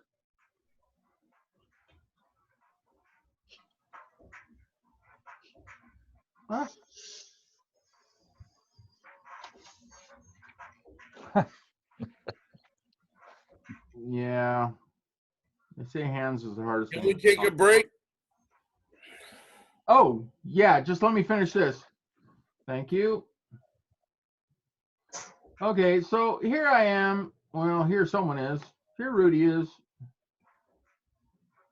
trying to test some ohms. And he's got his little fingers on the lead. Is that going to give you a correct resistance measurement? Mm-mm. Oh, yeah. No. No, because it's gonna measure it's gonna put the resistance of your body in parallel with whatever you're measuring. So not only is this extraordinarily dangerous, because if you measure voltage this way, you can get hurt. But also it's going to give you a inaccurate resistance reading. If you need to press down harder on whatever you're measuring, just press down on the table. Right? Press down on the table like this. Keep your fingers behind that ring. That's what it's there for. All right. So Rudy has decided that he hates learning, and therefore, when are we back? 7:50? 750. Works for me. All right. See you in a minute. Thanks. All right. There. Good. So for some reason, this uploads to YouTube really fast now. I don't know why, but last time it was done in like 15 minutes instead of 2.5 hours. Maybe they're getting used to me or something. I actually have a video with 15,000 views on it. So I saw that. yeah, it had to do with you bleeding the clutch on a Mustang. Because so many people are having the same problem, I suppose. Yeah, it's gotta be that. Yeah. Okay, so spark plug wires. The big problem we're going to have with spark plug wires is they're going to be open or they're going to have excessive resistance. And after all, an open is excessive resistance. Okay. All right, so you got this.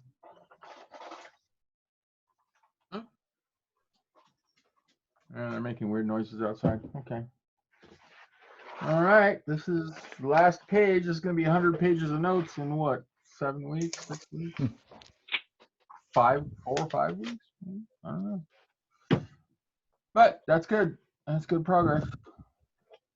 Sure appreciate you guys coming along on this little thrill ride.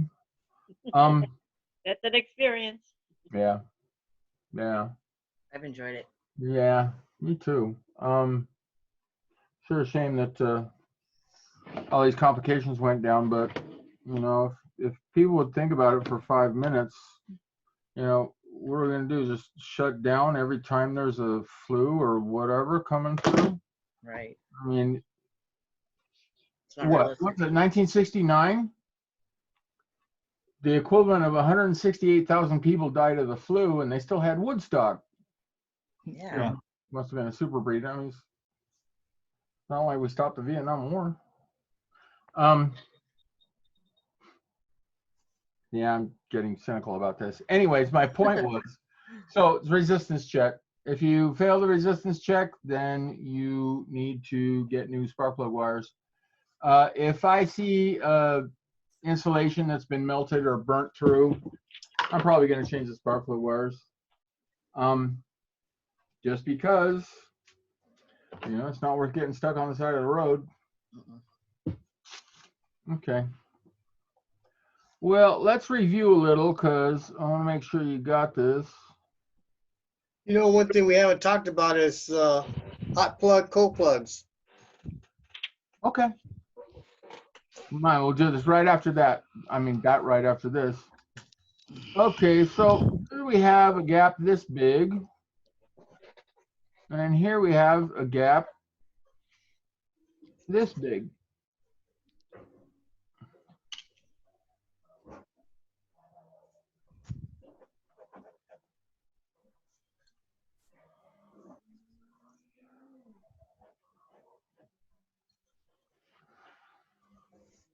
Is it going to take the same amount of voltage to fire both those plugs? Take less amount to arc across on a short gap. Yeah, it's much easier to arc across a short gap, just like it's easier to jump a small. It's much easier to jump 6 inches than from one building to the next, right? Okay. Yeah, it takes much more power. It takes much more voltage would be the correct way of saying it in electrical terms.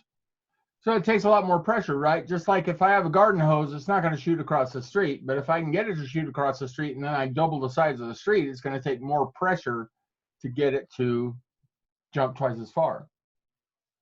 So what we saw was, this was what brought us into, among the maintenance issue, brought us into needing to have electronic ignitions, finally having coronavirus, then finally having to go to distributorless ignition because, can I have my dollar yet? Oh yeah, I'll get that to you. Yeah, okay. Yeah, I'm really hurting for it. The point I was trying to make was, I'm glad I was right. I'm glad you were too. Yeah, huh? So it's just because when you get to be my age, you get very cynical. If you're not cynical. I can relate to that. Hang out with enough trash, you get very cynical. So the point I was trying to make was that we kept on increasing the spark plug gap, and as a result, we had to increase the voltage coming out of the secondary ignition system. Speaking of which, what is the secondary ignition system?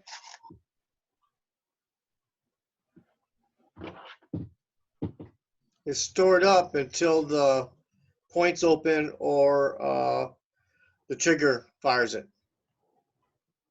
How about this? Coils.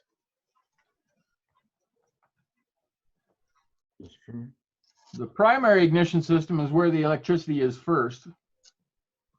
The secondary ignition system is the high voltage. Okay. Primary system is the low volt, 12 volts battery voltage. Okay. Yep. So as we increase the spark plug gap, and you know, like I said, we went up to 100,000 spark plug gap in the mid 70s. And the problem was you needed all kinds of voltage for that. So we had the GM made the HEI, the high energy ignition. Problem was when you get, well, let me ask you a question. This is going to take more voltage, right? The bigger gap. Okay, which one is going to quit working soonest? Soonest. The one with the higher voltage. The one with the bigger gap, right? Because it's got the more resistance. Remember, the voltage is a consequence of the resistance that the voltage has to overcome, right? Because the voltage is going to keep increasing until it can find its path to ground, technically. But it's a function of the total circuit resistance. So that's why a bigger gap is going to require more voltage. The thing is, you know, as we talked about to begin this night, as the spark plug electrodes get corroded, they're going to get more and more resistance. Now, the reason we wanted the new spark plug is because it was sharper edged, and that means you have less voltage requirement in order to get it to fire.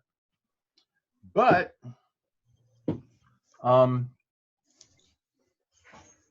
you also have the same effect by increasing the spark plug gap itself. And what we found is that these things just fouled too soon. What does foul mean? Spark plug fouling. Dirty. Right. Contaminated. Yeah.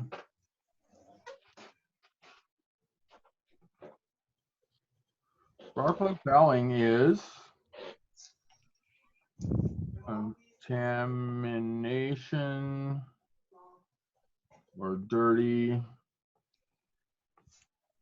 Well, basically, it just means resistance, which stops it from firing correctly. Now, actually, Chuck, when I said that, I realized that that's not technically correct because there is oil fouling. Yes. What caused that oil fouling, Chuck? Worn engine. Worn valve guides, worn rings. Worn valve guides, worn rings, worn valve seals. Yep. Good. Okay, well, here's the problem with oil fouling. I'm going to do my little sparky plug here.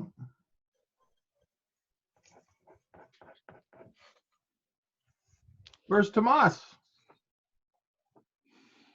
That's 2 weeks in a row, huh? Yeah. Okay. Do you remember what material? See, because this comes in like this. It's the electrode. Yeah. No, not this part. This part's the porcelain. That's the the porcelain. Okay. I thought you were drawing that all the way up. Yeah, this is the porcelain. That's what it looks like on the inside. Yeah. Porcelain's an insulator, right? Right. And it has to be an insulator because we've got this little electrode coming through it, and we got to make sure that the voltage doesn't jump. But the problem is when you get oil on that porcelain, is it still going to be an insulator? Maybe not. No, because remember, oil is a hydrocarbon. Oil is a hydrocarbon, and carbon becomes a partial conductor. Carbon is a conductor, yeah, exactly. So when you get oil fouling on the porcelain, what happens is that it becomes a conductor. So now the voltage comes down here, la la la la la la la. But instead of jumping this gap, which is high resistance, because you don't even have a conductor, now it's just going to go like that way, back to the casing of the spark plug, back to ground. It's not going to cause a gap. Does it cause a misfire? Yes, sir. Exactly, because it's not crossing the gap anymore, right? Yeah. So now you have no arc. The voltage is still moving, but it's not arcing. And as a result, you don't have any combustion. And if you don't have any combustion, you got no firing. So as a result, now you're going to get a bunch of raw gas going through the catalytic converter. And you're going to get a P030 whatever, you know, flashing check engine light. Now, what causes oil fouling? That would be worn valve guides, worn valve seals, or bad rings. What are the two types of piston rings? Oh yeah, we're supposed to have a China. Two types of piston rings. Oil rings? Oil for control. And for combustion. Compression. Yeah. Compression. Two compression on a gasoline motor. You got two compression rings and one oil control ring. Yep. And when your oil control, now that oil control ring, is it to keep oil from going down or up? Going down. Up. Going up. Yeah. It's to So- stop oil from going from the crankcase into the combustion chamber. Yeah. Otherwise, you'd follow the plug, right? That's correct. Exactly. Yep. Good. Good, good, good. Now, typically, if your oil control rings are having problems maintaining oil control, you're going to have problems with compression as well, just because the cylinder is so big. You know, when the cylinder gets big, what happens to the ring gap? It gets bigger too. So now you got leakage. All right. Well, the good thing, the reason I bring this up and how it kind of fits in the way Chuck was talking is because,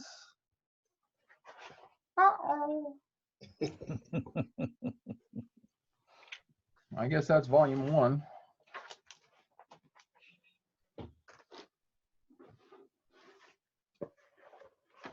Oh, look, we can use this one because these students barely showed up. Doggone it. All right. Different book.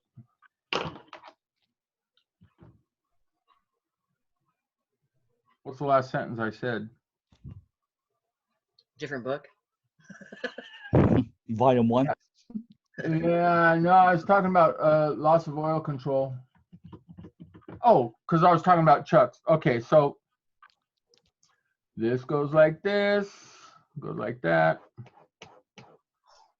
Because Chuck wants to talk about this.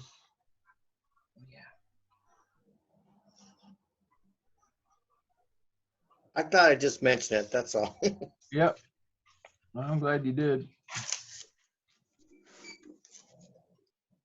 Ah! Got too excited.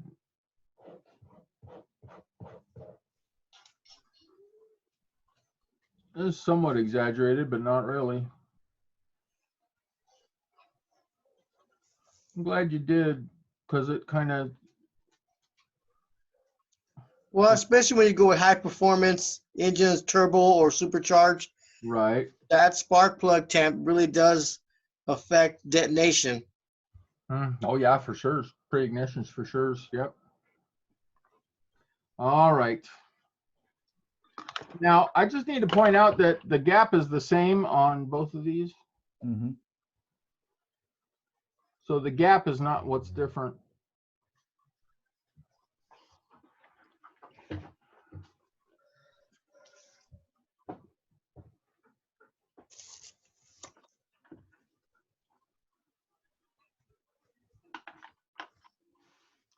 What's different is how far the porcelain protrudes out of the spark plug.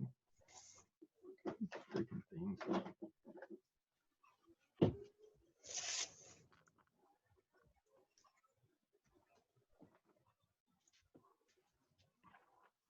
All right. So basically what we're saying is how far into the combustion chamber does the spark go? Can you see how this is going to be way further into the combustion chamber? Mm-hmm. Yeah. Okay, now this is kind of tricky for people. This end of the porcelain, which one is going to be hotter, this one or this one? The larger porcelain, the shorter porcelain one should be hotter.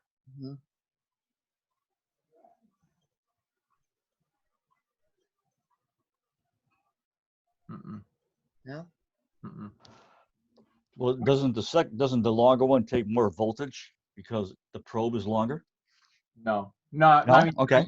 No? not, Okay. not anything that you'd notice, because remember this spark plug has a resistor in it, right? Yeah, so I mean, an extra 1/4 inch of steel has negligible resistance to it. You're not going to notice it, especially in something. I mean, if your spark plug wire has 10,000 kilo ohms or 10,000 ohms of resistance, you're not going to notice an extra 1/4 of an ohm at the end of the spark plug. But which one's going to be out in the flame more? See, one of the reasons you got this one hidden back there is so it's not so exposed to the flame. Okay. Yeah. Got it reversed. Yeah, Okay. so you got reversed. Yeah. So that's why that burns hotter. Okay. Yeah, that makes sense. This is a hot plug. This is a cold plug. Now, a couple things about this. So let's make sure we understand. If you have, well, in any engine situation, the further this is out in the combustion chamber, the more combustion it's going to see. Here's the combustion chamber like that. And then my little plug is going to be sticking out like this into the fire.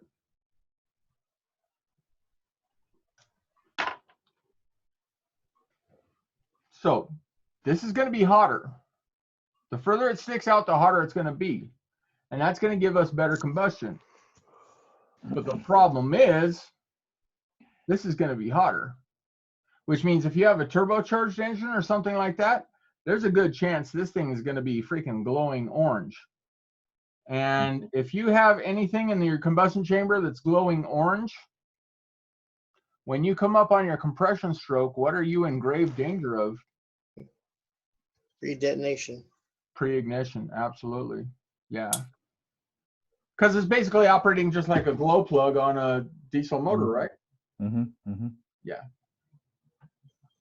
Speaking of which, while we're on this topic, what does a glow plug on a diesel motor do? Warms it up. Warms it to ignite the fuel. Well, remember, on a diesel motor, the compression is what's supposed to ignite the air-fuel mixture, right? Right. But we only use glow plugs when the engine is what? Cold. Cold? Yeah, because what happens is, let me put it to you this way. On a diesel motor, on the intake stroke, what am I pulling into the cylinder? Air. Air. Air, just air, right? Yeah. Now I've got a cold motor that's been sitting outside in the cold all night long.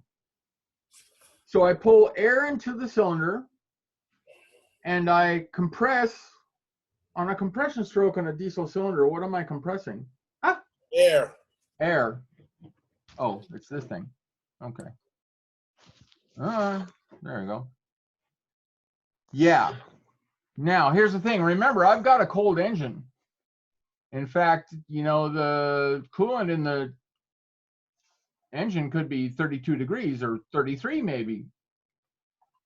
Do you think all that hot air is really going to heat up that cylinder that much? It's not. So what happens is, what happens at the top of a compression stroke on a diesel motor? I'm not sure. The injector sprays the fuel in it. The injector sprays the fuel. So what happens is all that fuel hits that cold cylinder and does what? Nothing. Nothing. Yeah, it sticks to the cylinder. Yeah, it sure as hell doesn't ignite. Yeah, which is why we have glow plugs. That's why before you start the diesel engine, you kind of have to turn the ignition on and wait for the light on the dash to go off. because what it's doing is it's heating up this glow plug, which is going to give you sorry, what? It's called wait to start. Yeah, wait to start. Yeah, exactly. Because it's going to give you a little orange glowing thing so that now when you spray the fuel, it's going to light off. Good. Now, the same problem happens though if you had a turbo or something like that, and you had this spark plug porcelain sticking way out in the breeze, it would glow too. This is why you use hot plugs on cold engines, which is to say low performance. Not aspirated. Well, that too, but there's also a thing for high performance as well. And you use cold plugs for hot engines. Engines.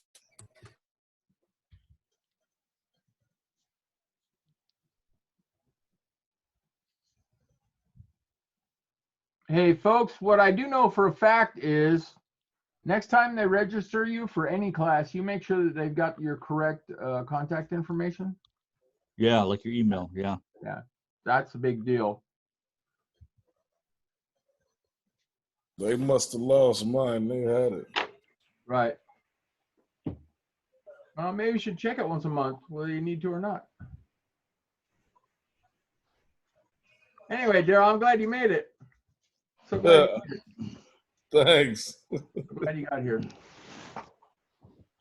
I'm gonna have to take this again. I'll see already. Yeah, good. Well, I'll be glad to have you. I'll give you a seat in the front row.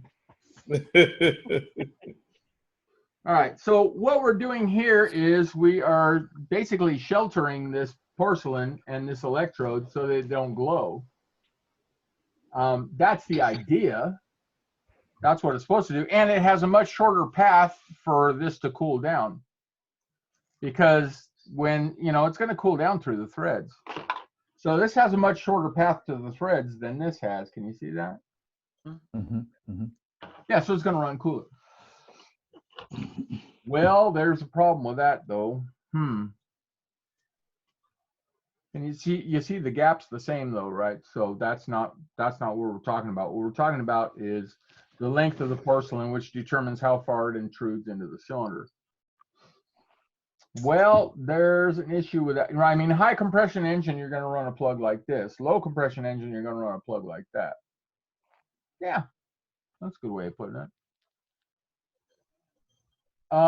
My question to you though is, which one of those do you feel is going to be more vulnerable to a problem that's to an engine that's having oil control problems? I'm saying the bottom one. Bottom one. Absolutely. Good. Good.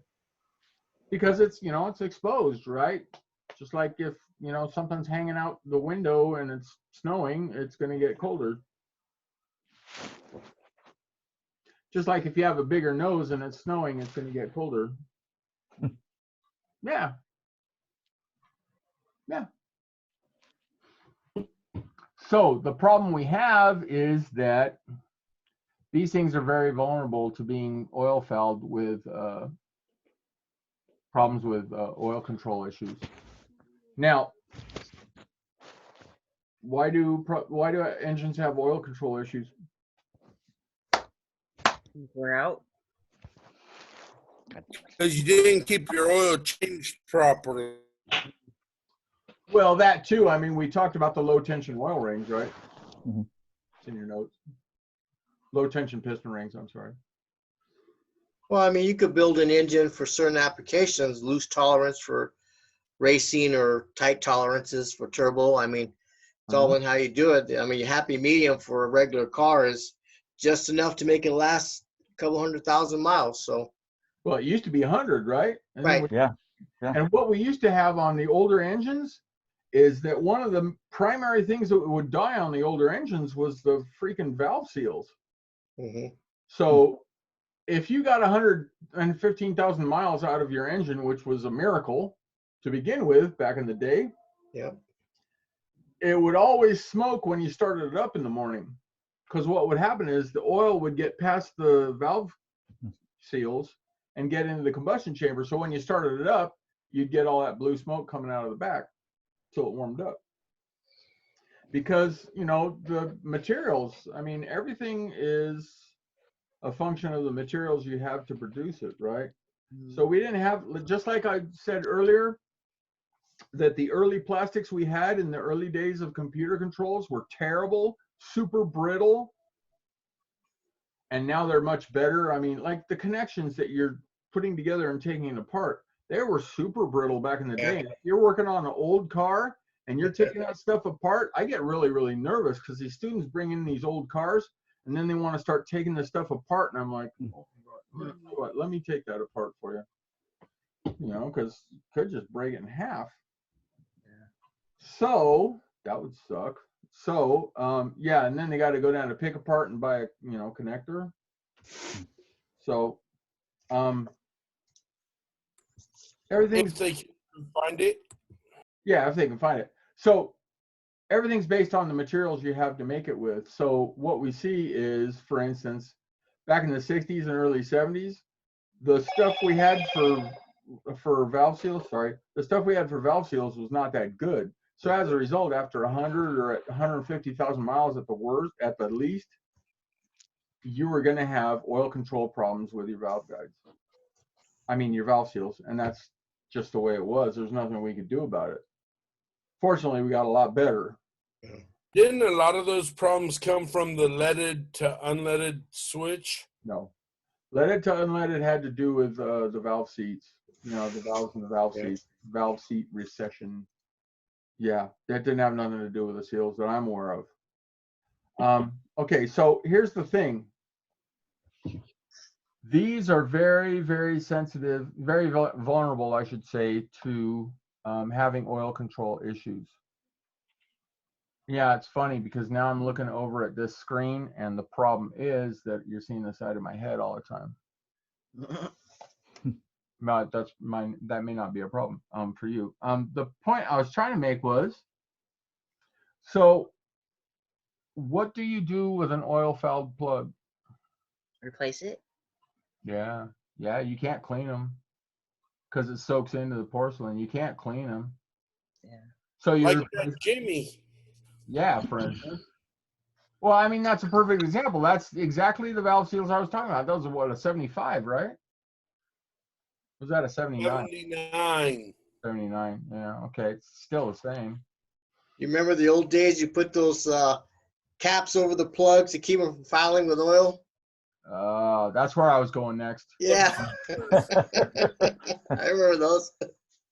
Now, what we used to do back in the day, let me just make sure I got this handled. So this is a big deal. This is one of the ways that we have all those different part numbers for different spark plugs, folks. And this is why you don't, okay. Let me just do a little exercise here because old Papa's got nervousness in his bones.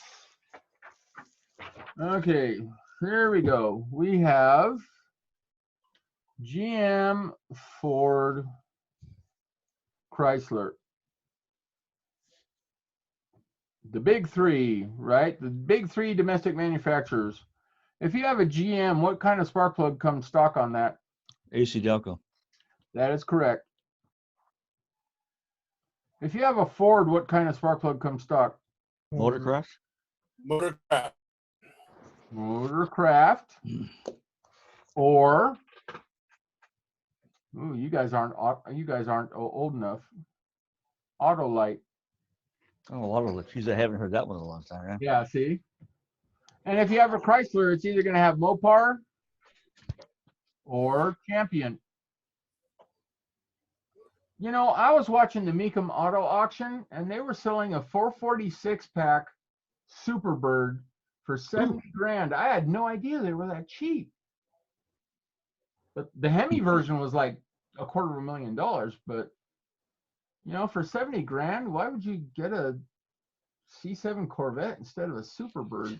Yeah. Some people just want a bird. Well, I mean, yeah, I don't think it came with air conditioning, and you know. C7 probably spanking up and down the block, but geez, Superbirds are groovy.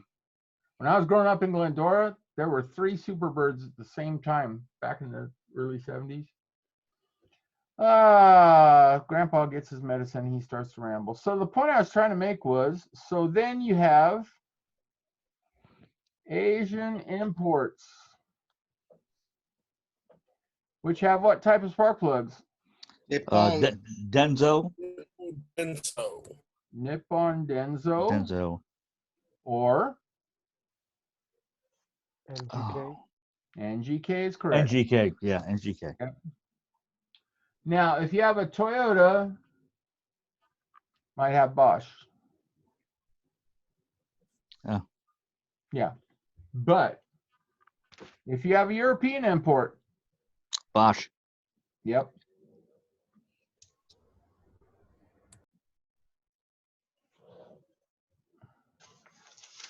So do Grandpa a favor and don't ever use anything except the stock plugs that come in the engine.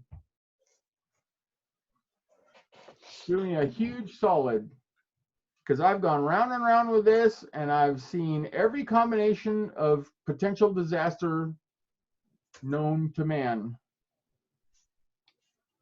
What does it mean to cross-reference?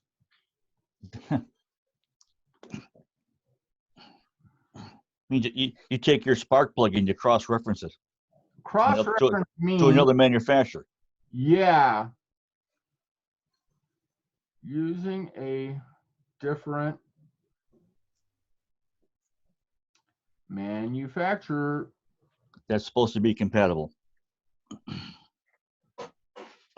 Which is supposed to be the same.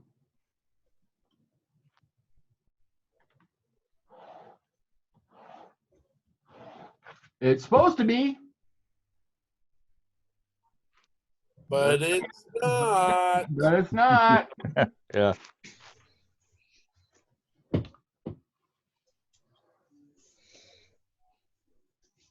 Huh. Like that one Honda we had come into East LA that had Mopar plugs Oh, on wow. a Honda Civic. Yeah. Yeah. And the parts store will want to do this for you all the time because they don't want to have to stock 18 million different plugs from 19 million different manufacturers. So they want to stock as few spark plugs as possible to leave more room on the shelf for everything else. So what they're going to do is they're going to try to get one manufacturer that has part numbers for everything. But let me tell you what I've seen with my own little eyes. Allegedly the same plug. I've seen allegedly the same plug where the stock one was like this and the replacement one was like this. Oh, wow. Yep. I've seen that with my own eyes, which is when I became religious about this. Now, just to make matters worse, I've seen this with my own little eyes too, which was worse. Okay, we'll come down like that. I've seen a plug that went like that.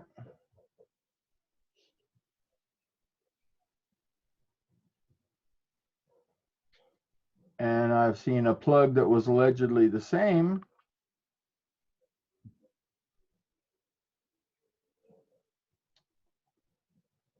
That went like that.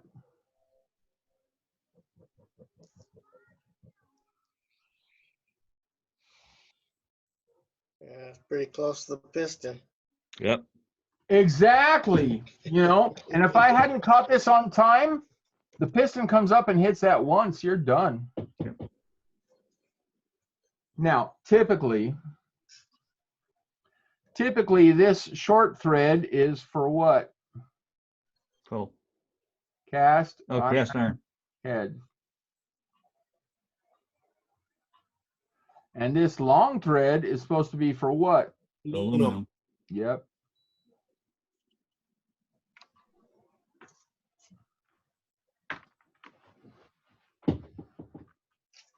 I've seen someone come back from the parts store with this to put in the combustion chamber that they pulled this out of. And if I hadn't caught it on time, you're right, it probably would have broke all the pistons out. Always compare the plugs you're taking, the plugs you're putting in with the plugs you took out. But you don't have to do that if you use the factory specified plugs, right? Because you can just, because one of the things you got to worry about is, You don't need to always double check. well, I mean, my big question is, what if you have a cross-reference plug that you pull out, and then you get the right plug to put in, and you see that they're different? Maybe that's why this car engine never ran well. Maybe that's why it had the rough idle. You know, would that cause that? Yeah. Yeah. Sure, all day long. Because I got to tell you, folks, the difference between this and this is going to significantly impact idle quality. It is. Because it's going to impact how hot this, how warm this whole area is right here. Watch out for this, folks. But I got tired of watching out for it, so now what I say is just use the factory plug. Now, if it costs you an extra $1 per plug, how long do spark plugs last? 100,000 miles. Yeah, 10 years. Yeah. Average. So it's going to cost you an extra $6 per every 10 years. It's kind of worth it. Well, yeah, exactly. It's so worth it. I mean, why would you not? Now, Rudy, are we coronavirus? Are we going to have a fight about platinum plugs? No, we won't have a fight. I'll be nice. Okay. I don't believe in putting platinum plugs in anything that didn't come with. Except for your Jimmy. Oh God, here it comes. Here's what I've seen. Because you got to understand, a platinum plug is not, the whole center electrode is not made of platinum. Why? Because you still need. That's an expensive. Yeah, platinum is the most expensive material there is, right? Yeah. So what we're going to see in a platinum plug is just the tip. Yeah. Just this little piece right there is going to be platinum Usually a platinum cap. tip. And maybe this doesn't happen anymore, and I hope it doesn't, but this little tip used to come off all the time. And then it'd be rattling around inside your combustion chamber, Ooh. making it sad.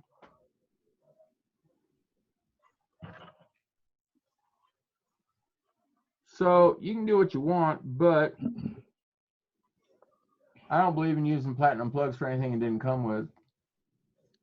Now, if your engine rebuilder suggests to do differently, then do differently or something like that. But what's the advantage of a platinum plug supposed to be anyway? Supposed to last longer, I think. Yeah, it's supposed to last longer because Yeah. it doesn't corrode as fast, right?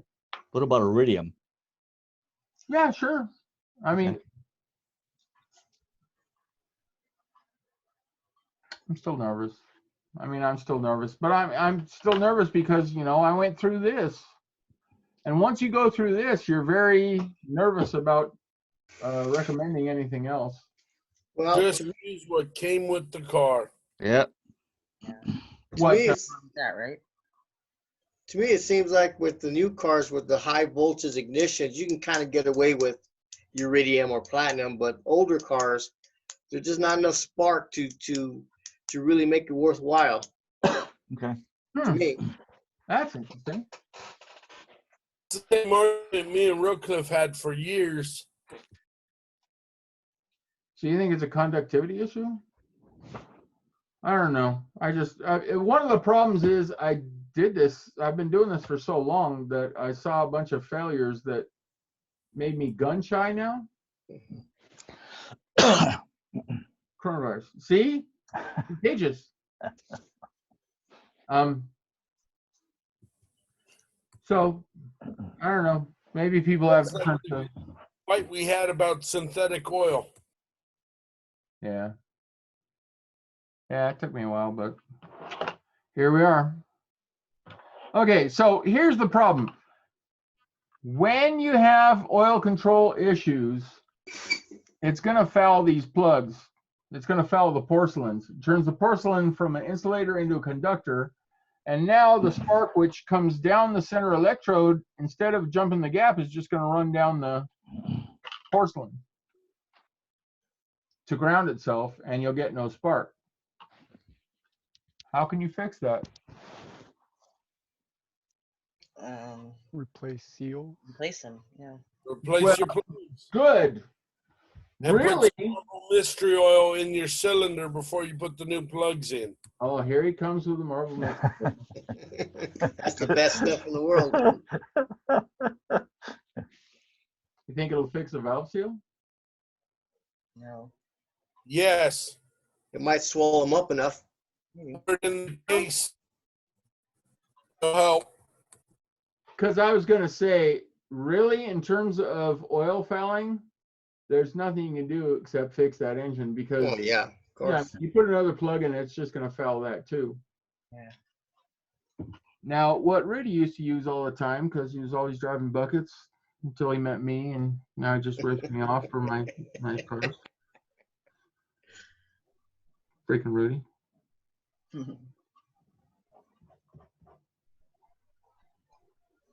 Is that this would go like this.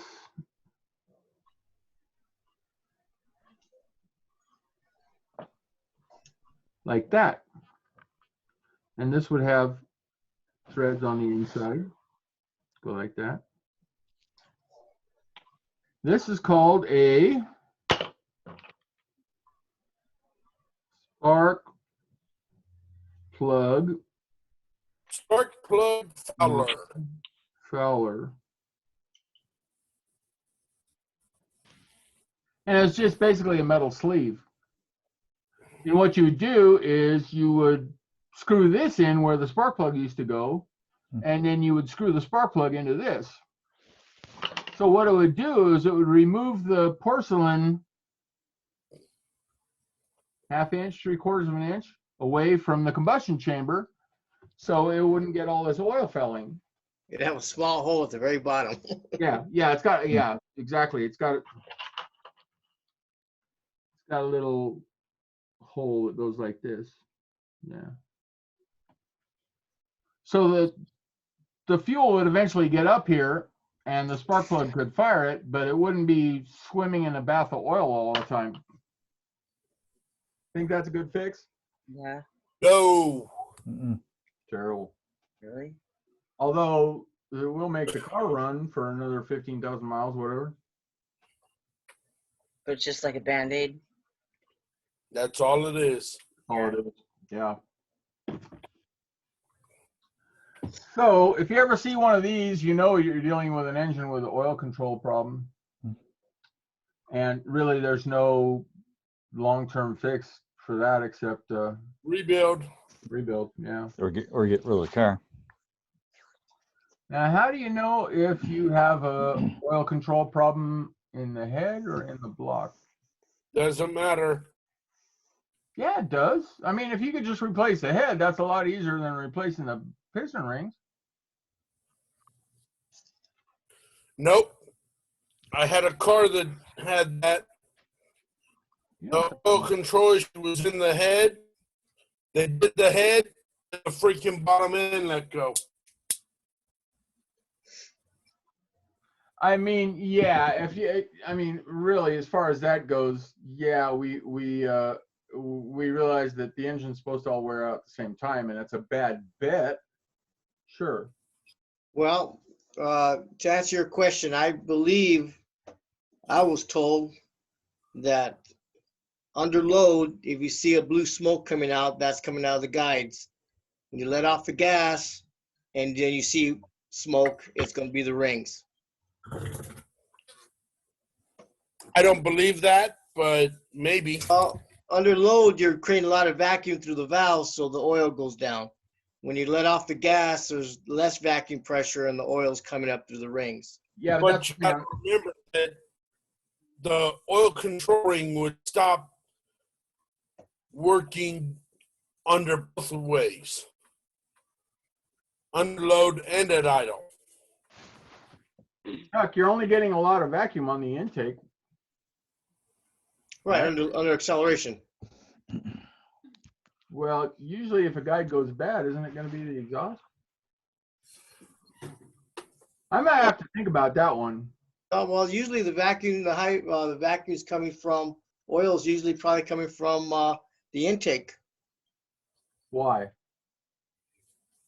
Why? Because when an intake is drawing the air in, it's pulling oil right down the guide. Yeah. Now that's an interesting point. So, yeah, I was thinking about the total clearance, valve guide clearance. What Chuck's saying is that this is the intake valve.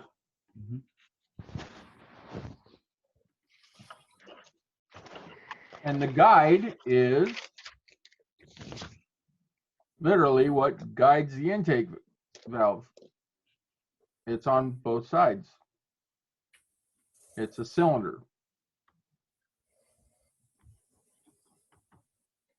But we got to remember that the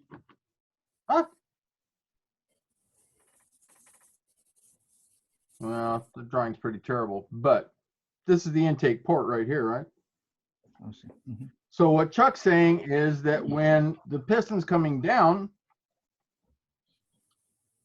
flow is going this way, which pulls oil past the valve guide.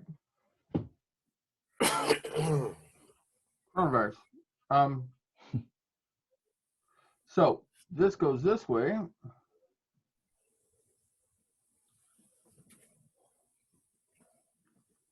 This is the exhaust.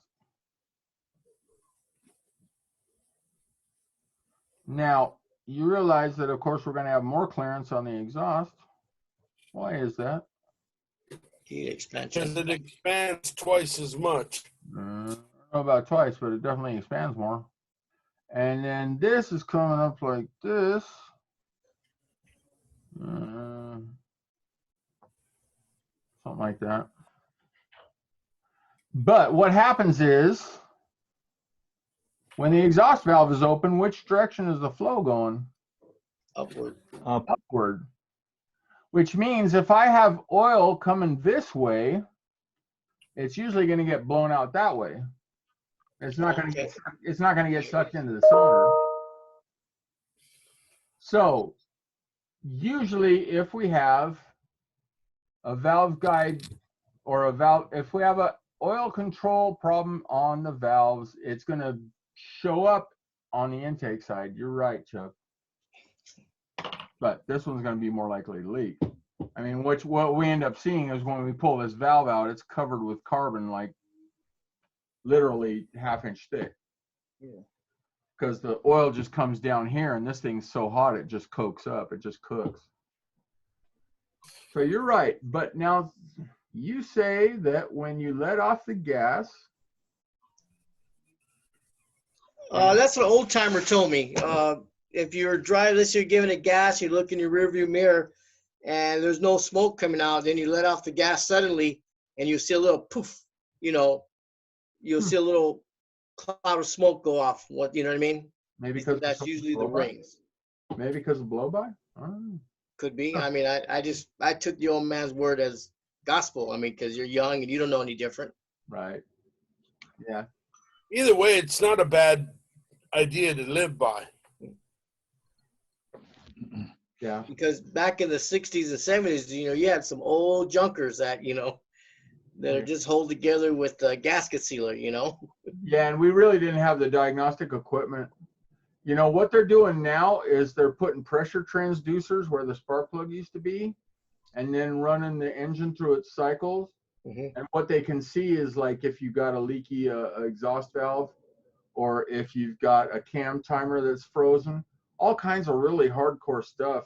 That's what you see on Diagnostic Network. That's why I think you should get on Diagnostic Network, just to see what the top of the line guys are doing now, because it's just freaking incredible. And they're putting pressure transducers in there, and they're like figuring out, they're like putting pressure transducers in the exhaust pipe, and they're figuring out all kinds of weird stuff, matching it up with the oscilloscope patterns. It's way hard. It's way more hardcore than anything I understand. But you know, if that's what you do all day, you tend to get pretty good at it. It's like me in sleeping positions. When you do something all day, you get really good at it. And putting for Jim. So Jim, what's your handicap? 6. When? Now? Yeah. Wow. Jesus. What a coincidence. That's my average number of balls lost per hole. Used to be 2 a long time ago, but Wow. That's cool. Hey, Dale, how come you don't go golfing with my good friend Jim? Oh. who? Go golfing. You don't go golfing all the time? I've never been golfing in my life. Oh, damn. My brother, they was him and his friend do it a little bit. His friend more, but I can't do the golfing. Golf's kind of like bowling. You kind of have to do it a lot to be good at it. Yeah, I believe it. I don't know which iron, which putt, which used for what. That's tough. Or the disc golf, that's fun. Yeah, I'm just terrible at it. You gotta practice. Yeah, just makes me angry. Great exercise. Yeah, it's a way to ruin a perfectly good walk. So, spark plug fouls, don't use them. I mean, we don't see this stuff the way we used to.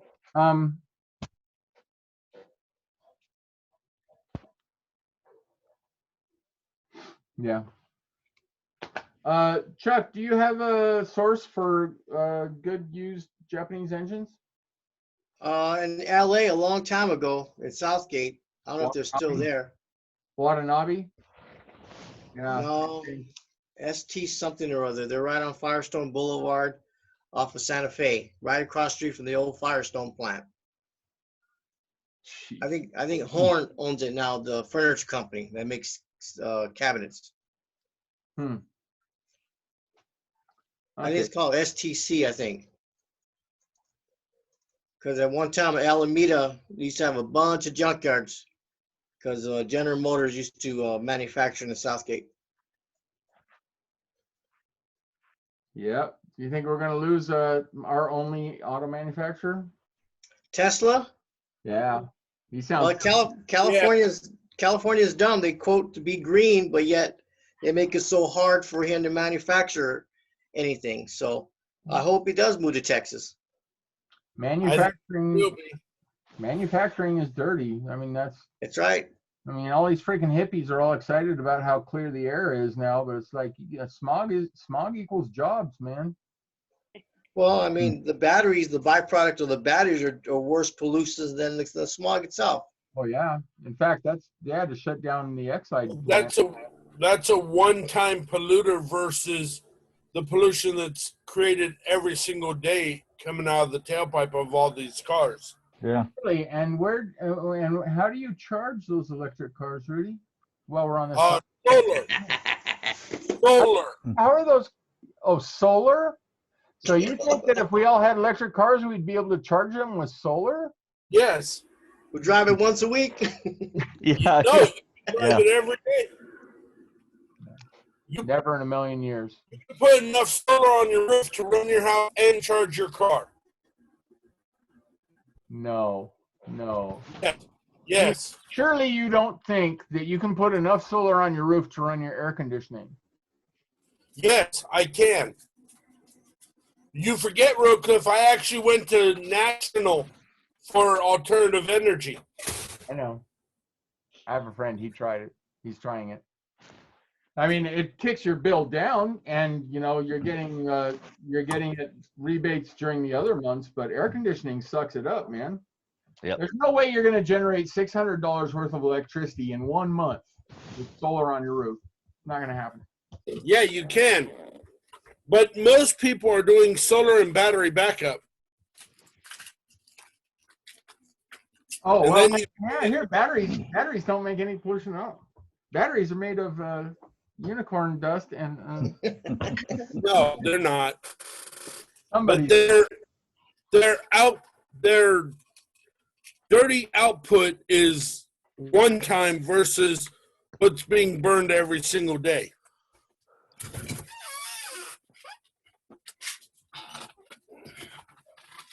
So you actually think we could run an industrial economy on solar panels? Heck no. Yes, I believe we can. Imagine there's no heaven. Yep. Okay, You believe that? You believe Al Gore invented the internet? that's right. No, I did not. Here's what keeps me from believing that. It's called a calculator, and it enables me to do math. Can't run an industrial economy on solar panels. It's not enough energy density. Yeah. Why do you think they're shutting down all these solar arrays? I mean, because by the time where are you going to put all the solar panels? See, because the problem is by the time you run all those wires 300 miles, you know how you're losing like 30% of the energy. Plus, then you go into like Chino Hills. They tried to do this in Chino Hills, and the people in Chino Hills was like, nope, you're not putting towers up in my backyard. So, yeah. Everybody's fine with it as long as it happens over there, right? We're fine with pollution as long as it happens over there. The world's going to hell, folks. What can we do? Support and protect ourselves and our family. How are you going to do that? Make money, yeah? We need to start focusing on making money. I mean, freaking hippie teachers have been teaching everyone for the last 40 years. They taught me this about how bad it is to care about how much money you make. Freaking hippies. You know why? Because they didn't want me competing with their kids. So as a result, you got all these generations that are like, I'm going to be an environmental lawyer and save the pygmies. And they're like, okay, not me. That's why you're always broke and always looking for a handout. That's horrible. And, you know, it's like I said earlier, you do not want to be old and poor. You don't want to be old and sick, and you don't want to be old and poor. And old and poor and sick is even worse. Mm-hmm. Yep. You want to be like Jim, multi-billionaire, living large, Chino Hills mansion, right next to whatever his name, Ball. Oh, the big baller. Yeah, is that your neighbor? Oh no, he's 5 miles away. Oh, his wife was a student of mine at Cal State LA back in the day. Oh, was that right? Back when I was your age. Yep. Credential student. Isn't that funny? You would think they'd get someone who knew how to teach those classes, but I don't know. Okay, so what are we gonna do? It's 8:52. What are we gonna do? Here's what I am gonna tell you what to do. Get a hold of Chafee Adult School. Don't leave it to the last minute, because I got to tell you, this semester we had a big waiting list this semester too, didn't we? Yes, we did. But it's bigger in the spring, in the fall. It's bigger in the fall. So you make sure you register early, and I think priority registration for fall is usually like what, July or something? Yeah, I think so. Yeah. Yeah. So just you know, keep Chafee on your speed dial. Make sure you keep calling them, because especially with some of you that don't have regular communications with them, or like if they got your wrong email address or something like that, there's probably not going to be any other communication. Yeah, I got a survey from them yesterday. Me too. Oh, okay. Then then they have your actual email address. Yeah. So I hate to put it this way, but this is primarily going to be on you in terms of establishing and maintaining contact, because I think they're going to be overwhelmed. You know, they may. I mean, how much speculation am I supposed to? They may, they may be short on people. I mean, I'm assuming I'm going to get a 15% pay cut. So, and bigger class sizes, because I mean they got to make up this money somewhere. And all these people that aren't working are not producing tax revenue. That's right. That's, I mean, the destruction we're seeing now of 36 million people on unemployment. For how many people got killed, Michelle? 50, 60,000? More than that, it's more like 84,000. Yeah. People. Yeah, 87. I thought. Yeah, it's getting up there. For 36 million people out of work. Yeah. I mean, that's causing a problem now, but just wait until next year when, you know, the police and the fire department are trying to figure out how they're going to work with no money. I mean, this is awful. This is horrifying. I'm very disturbed by this. Yeah. And so, yeah, let's get back to work as soon as we can. Do whatever it takes to make that money, because this may get worse before it gets better. You never know. Yeah. And, you know, I've gone through enough of these crises to where it finally inspired me to, you know, quit being lazy and to actually make sure I have a job with some real permanence, something that paid a lot, that had some real permanence to it, you know, because, I mean, if you lose a minimum wage job, it's relatively easy to find another one, but good paying jobs, it's hard to replace those. Yeah. So we got to be much more, you know, it doesn't make you a bad person to focus on getting your employment situation handled, you know. Doesn't make you a bad person. You better be thinking about money, because money is what we use to buy food and rent and clothes. Mm-hmm. Everything. And dog food. Yep. And rat traps. Rat traps get quacked. Yeah, and golf fees. Yeah, he went there. All right. Well, let's see. Ignition. And cigars. What's it? And cigars. Oh, and cigars. Yes, that's right. Now, Chuck brought up earlier this concept of advance weights. And back when we had distributors, we actually had weights in the distributors that when the distributor staff spun, they would actually move out and change the amount of spark advance. What is a spark advance anyway? It's when It's how fast the coil builds and collapses its magnetic field. Nope. Spark advance is related How to soon RPM. spark plug fires before TDC. the distance in degrees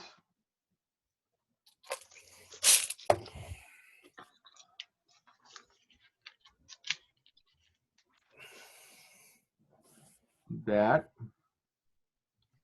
the spark plug fires before TDC. He's all excited. What's TDC? Top Dead center. That's correct. What is top dead center? Pistons at the very tippy top of its travel. Yep. That is correct. Now, why do we need spark advance? Did you study your notes from last week? Why do we need spark advance? Because at high RPMs, the flame front has to start prior to it being at max compression for a complete fuel burn. We have to start combustion sooner so that we'll have maximum combustion pressure at minimum volume. Cylinder volume. Yeah. Okay. So when the engine RPM increases, we have to start sooner because combustion takes time. You know, the flame front's not going to go any faster, so we have to start it earlier. Okay, so we used to have mechanical weights to advance the spark with increases in engine RPM. And that was a very approximate way of doing it. Very approximate way of doing it. So what controls the spark advance now? The computer. Which computer? Powertrain control module. PCM. Yep. ECM. How does it do that? Through the cam and crankshaft position sensor. Well, you should watch my video where I explain it with great, well, pretty great detail. Ignition map. Quack. That's not what I was talking about. There we go. Look at that. I know. Cool, huh? So, actually, ignition map looks like this. Part throttle. What does part throttle mean? Means the throttle's open, but not all the way open. That is correct. Okay, so this is 40 to 50 degrees above before top dead center, 30 to 40, 20 to 30, 10 to 20. And what they're doing is you have engine load from, well, 0 to 100% going this way. And you have engine RPM from 0 to 100% going this way. Can you see that as the engine RPM changes and as the engine load changes, the computer is going to give that spark different amounts of advance? So basically what we're going to have, and this is all established on a dyno, because if you've got 100 data points going this way, can you see that? Can you see my little diagram? Yeah. Okay. If you've got 100 points going this way and you've got 100 points going this way, that's 10,000 different data points you have to have. So what they do is they put the engine on the dyno and then they give it advance, and then when the performance goes down, they say that's too much. Get it? Yeah. So what they're doing is they're providing the optimum amount of ignition advance at every point in the engine's operation. And they do the same thing with pulse width on the fuel injectors. So what it creates is an ignition map, and it could look like this, but you're probably going to be more likely to see this.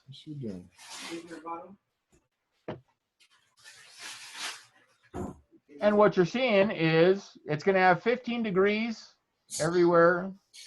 Well, it's going to have between, well, it's got 15 here, 16 there, 14 there, 11 there, 13 coronavirus. Thanks, Michelle. That's crazy. You got -1, -3. Probably for emission. Yeah. Over here, it's got 40, 41, 42, 43, 44. That's the maximum advance. And one of the things, so they established this by doing dyno testing. One of the things you do when you get your car tuned is they start messing with the ignition advance. What else do they mess with? Pulse width. Pulse width, yeah. Fuel mapping, same thing. So what you do is you establish these things on a dynamometer. Because if you got too much spark advance, you're going to get detonation. If you got too little spark advance, you're going to have loss of power. Now, a car that comes from the factory, are they emphasizing, there we go. Car that comes from the factory, are they going to be emphasizing maximum power or emission? Emission and fuel economy. Yeah, yeah.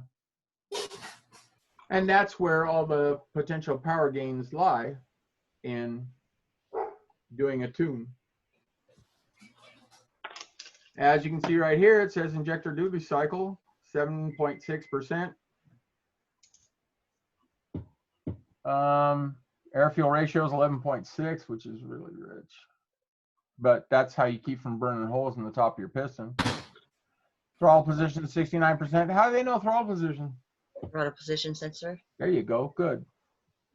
And they know manifold pressure because the manifold absolute pressure sensor. And engine RPM, they know because of the crankshaft position sensor. Yep. Starting to make sense, huh? Yeah. Oh, look, at 10,000 RPM. Don't do that. Well, you won't have to worry about it if you do it once. You won't have to do it. You won't have to worry about doing it again. Fuel map. See? Look how cool that is. Man. Oh, that's volumetric efficiency. Never mind. Subaru. Ew. That was a joke. What is this? Pulse width? I don't know. Can't be. Because it's true. Oh, this is air fuel ratio.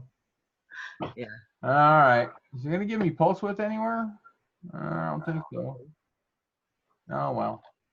I guess pulse width is automatically calculated. Okay.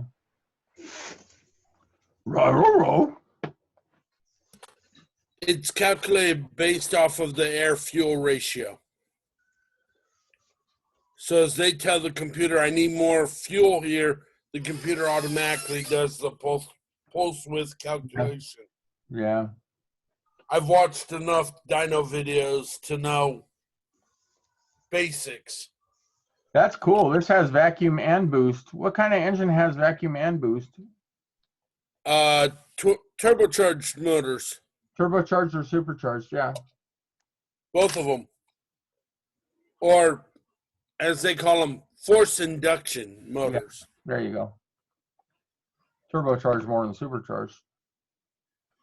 Yep. So this is what tuners do. This is why they get paid a lot when they do a good job. Yeah, this is what we did at Citrus in the high performance automotive class. You should think about taking it. Learn engine management basics. See, just look at all the fun you could have. See, this is Spark Advance right here. That's engine load and that's engine RPM. That's what it looks like. What do? Just keep after it, right? You know, make sure you do as much electude as you can, because that's big medicine, man. Yeah. And like I said, I don't know when the spigot gets cut off on that. But I can pretty much, well, I can guarantee you we won't have it this summer. So I don't know whether it gets cut off in May or June or whatever, but I know we won't have it in July. Now, if I was you, I would check in July just to make sure, because here's the important thing I want you guys to remember. Nobody knows anything at this point except tomorrow, but they don't know next week. Right. So don't just assume because someone said that, you know, instruction is going to be online next semester. Say someone said that. Don't just assume that that's how it's going to be. You need to keep checking back. Yeah. Because, you know, these things change in an instant. And I went through this, you know, I've been teaching 31 years and the cycle is always doing this. Yeah. So people say it's going to be one way and then it's the other way. And so keep checking. It's important that you don't lose good things happening in your life, you know. And then, you know, if the makeup sessions happen, I'll let you know, as long as I have a good contact info for you, which I evidently must have, because after all, you're here. Yeah, exactly. You got mine updated, right? Yep. All right. Yep. Yeah. I got a question though, Rokla. Yeah. Do you think I'll be able to do the lower ball joint replacement on the Honda? No, don't you want to replace the lower control arm on that, Rudy? It's a lot easier if you do. It's the sleeve. It really is the boot. It's the boot right there. What kind? What year? 2015. 2015? Uh-huh. Honda what? Oh, damn. Civic or Accord? I forgot. It's an SRS or something like that. Doesn't matter. Probably could get it complete. Four-door or big four-door? Four-door. Probably buy the whole assembly The little complete. one or the big one? Absolutely. The little one right at the bottom.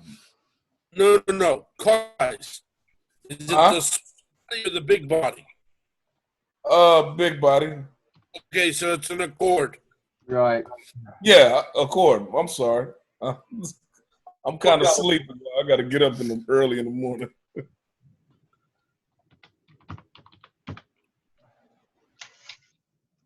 Because I see it's a pin in between that lug nut. Dude, can you see that? Yeah. It's less than $70. It doesn't make sense to change the ball joint. Just change the whole thing. Besides, Okay. Change the whole arm. It's a whole lot easier on you. Yeah, Yeah, that'll work. easier. I just changed the ball joints, upper ball joints on a 2004 Ford Explorer. I bought the whole assembly with the Zerk fittings. Yeah. Oh yeah, for sure. Okay. That is correct. Well, But to change that, you need to take it and have an alignment done. Right. Yeah. Okay. You want to know the best part? You can get a new one for $67. Although that's probably, I'd probably get the Dorman. I'd spend the extra $5 and get a name brand. Yeah. Or you could get a used one for $164. What? How the hell go from brand new to used and this 2 times higher than the? Damn. I mean, this guy will tell you used one for $120. He can keep it. But remember, when you replace them, you want to replace them in pairs. So if you're going to do the right one, you need to do the left one. Why? Because otherwise your alignment will be off and you're going to end up replacing the other side after all anyways. Okay, my question to you is, why did the 5-year-old lower ball joint fail? Did you run it in anything? The boot failed on him. I don't believe you. It's the boot is split open. And I bet you what happened is it felt like, I thought it was the brakes. It felt like kind of grindy. Then I took the rim off, which the dummies at, I guess Honda or whatever, I never took the bolts off. So they screwed them on so tight. It took me and my nephew to try to get it off. I didn't have no impact gun. And I ended up popping one of the screws off with the thread. So now I got to replace that as well. a stud. Didn't Tony tell us the same thing? Huh? Didn't Tony tell us the same thing? Look, there's a full set for $145. Yeah, I see that one. I know, but okay. I was just saying, if it failed due to collision damage, I don't see why you'd have to change both of them. But if it's just old age, I mean, I'm not used to these things dying in 5 years, though. That's what I was thinking the same. I don't know what happened, but. You want me to tell you what I think happened? Okay. Uh-huh. I think you ran over like a tire or something on the road, and it got knocked into the rim and slit the boot, and then got flung out. Maybe I mean, it's kind of low to run into a tire. Did you buy the car new? Nah. Oh, so I think it might have already been there, and I'm just now noticing. Right. Yeah. Exactly. Because the boot's torn, that doesn't mean the joint's bad. Yeah. See, I just felt it feel funny, and I don't know if it's gonna cause me later damage later. Right. So. Right. Mm-hmm. Okay. Well, cross your fingers, man, because August we need to be back in session. Yeah. Yes. So what? Oh, we don't have class next week, or we still have class next week? No, tonight's the last night. Oh, this is last night. Yeah. Now, since you guys have taken this semester, that's going to make you veteranos for next semester, which means when I'm busy talking about I'm talking to the nuevecitos about safety tests and basic stuff, how to put air in a tire. You guys are probably going to want to be out in the yeah. Yeah, that sounds good. Working with me. That sounds good. I'm ready to get to work. Well, I mean, are you better than you were when you started? Yeah. Yeah, I am. I got more of an understanding. I'll say that much. Good. Well, that's all we ask, right? That's all it takes. Because I mean, we're all facing the same challenge, which is what are we going to do with our time? You know, time is the precious commodity, man. And you know, how you gonna spend it watching TV? You're gonna spend it learning something? You're gonna spend it. That's right. Yeah. That's right. I agree. So, because Chuck, I don't know if I told you this, but I've been really conscious lately. I'm running out of time, man. I know the feeling. Yeah, I'm running out of time because, you know, I mean, 30 years from now, I'm going to be 86. I'm going to be tore up and worthless, you know, and so I maybe got 20 years left. Hopefully, I got 20 years left. If coronavirus doesn't get you. Yeah. Yeah. Yeah, so I've been real conscious about, you know, the value of time lately. Me too. Yep. Me too. You guys just go by fast too, really fast. So thinking about that makes me so tired that I just sit in the lazy boy and watch TV to restore my spirit. No. What happened to Anna Maria? I don't know. Maybe she's letting the. Oh, there she is. There she is. Thought we wouldn't notice, but we did. Jim Knott is depriving us of his handsome face. I don't know. There you go. Jimbo. Which Jimbo are you, though? Man. I don't All right, everybody. I got to get up too early. Hopefully August, we all back in. Make it happen, man. Yeah. Good. All right. Thank All right, Daryl. Be God safe. bless everybody. All right. Good night. I'll see you All right. guys in August. Okay, you bet. You know how to get a hold of me, right? Yeah. Yep. Emails? As long as your car's not having a problem. Yeah. I'm going to call for a card. Oh, Oh, I thanks, have a Dave. present for you too. Hey, there you are, Jim Knott. Huh? Finally, I get to see you. There he is. So handsome. I have Oh, a yes, present I know. for you. All right, guys. Hey, what do you want me to do?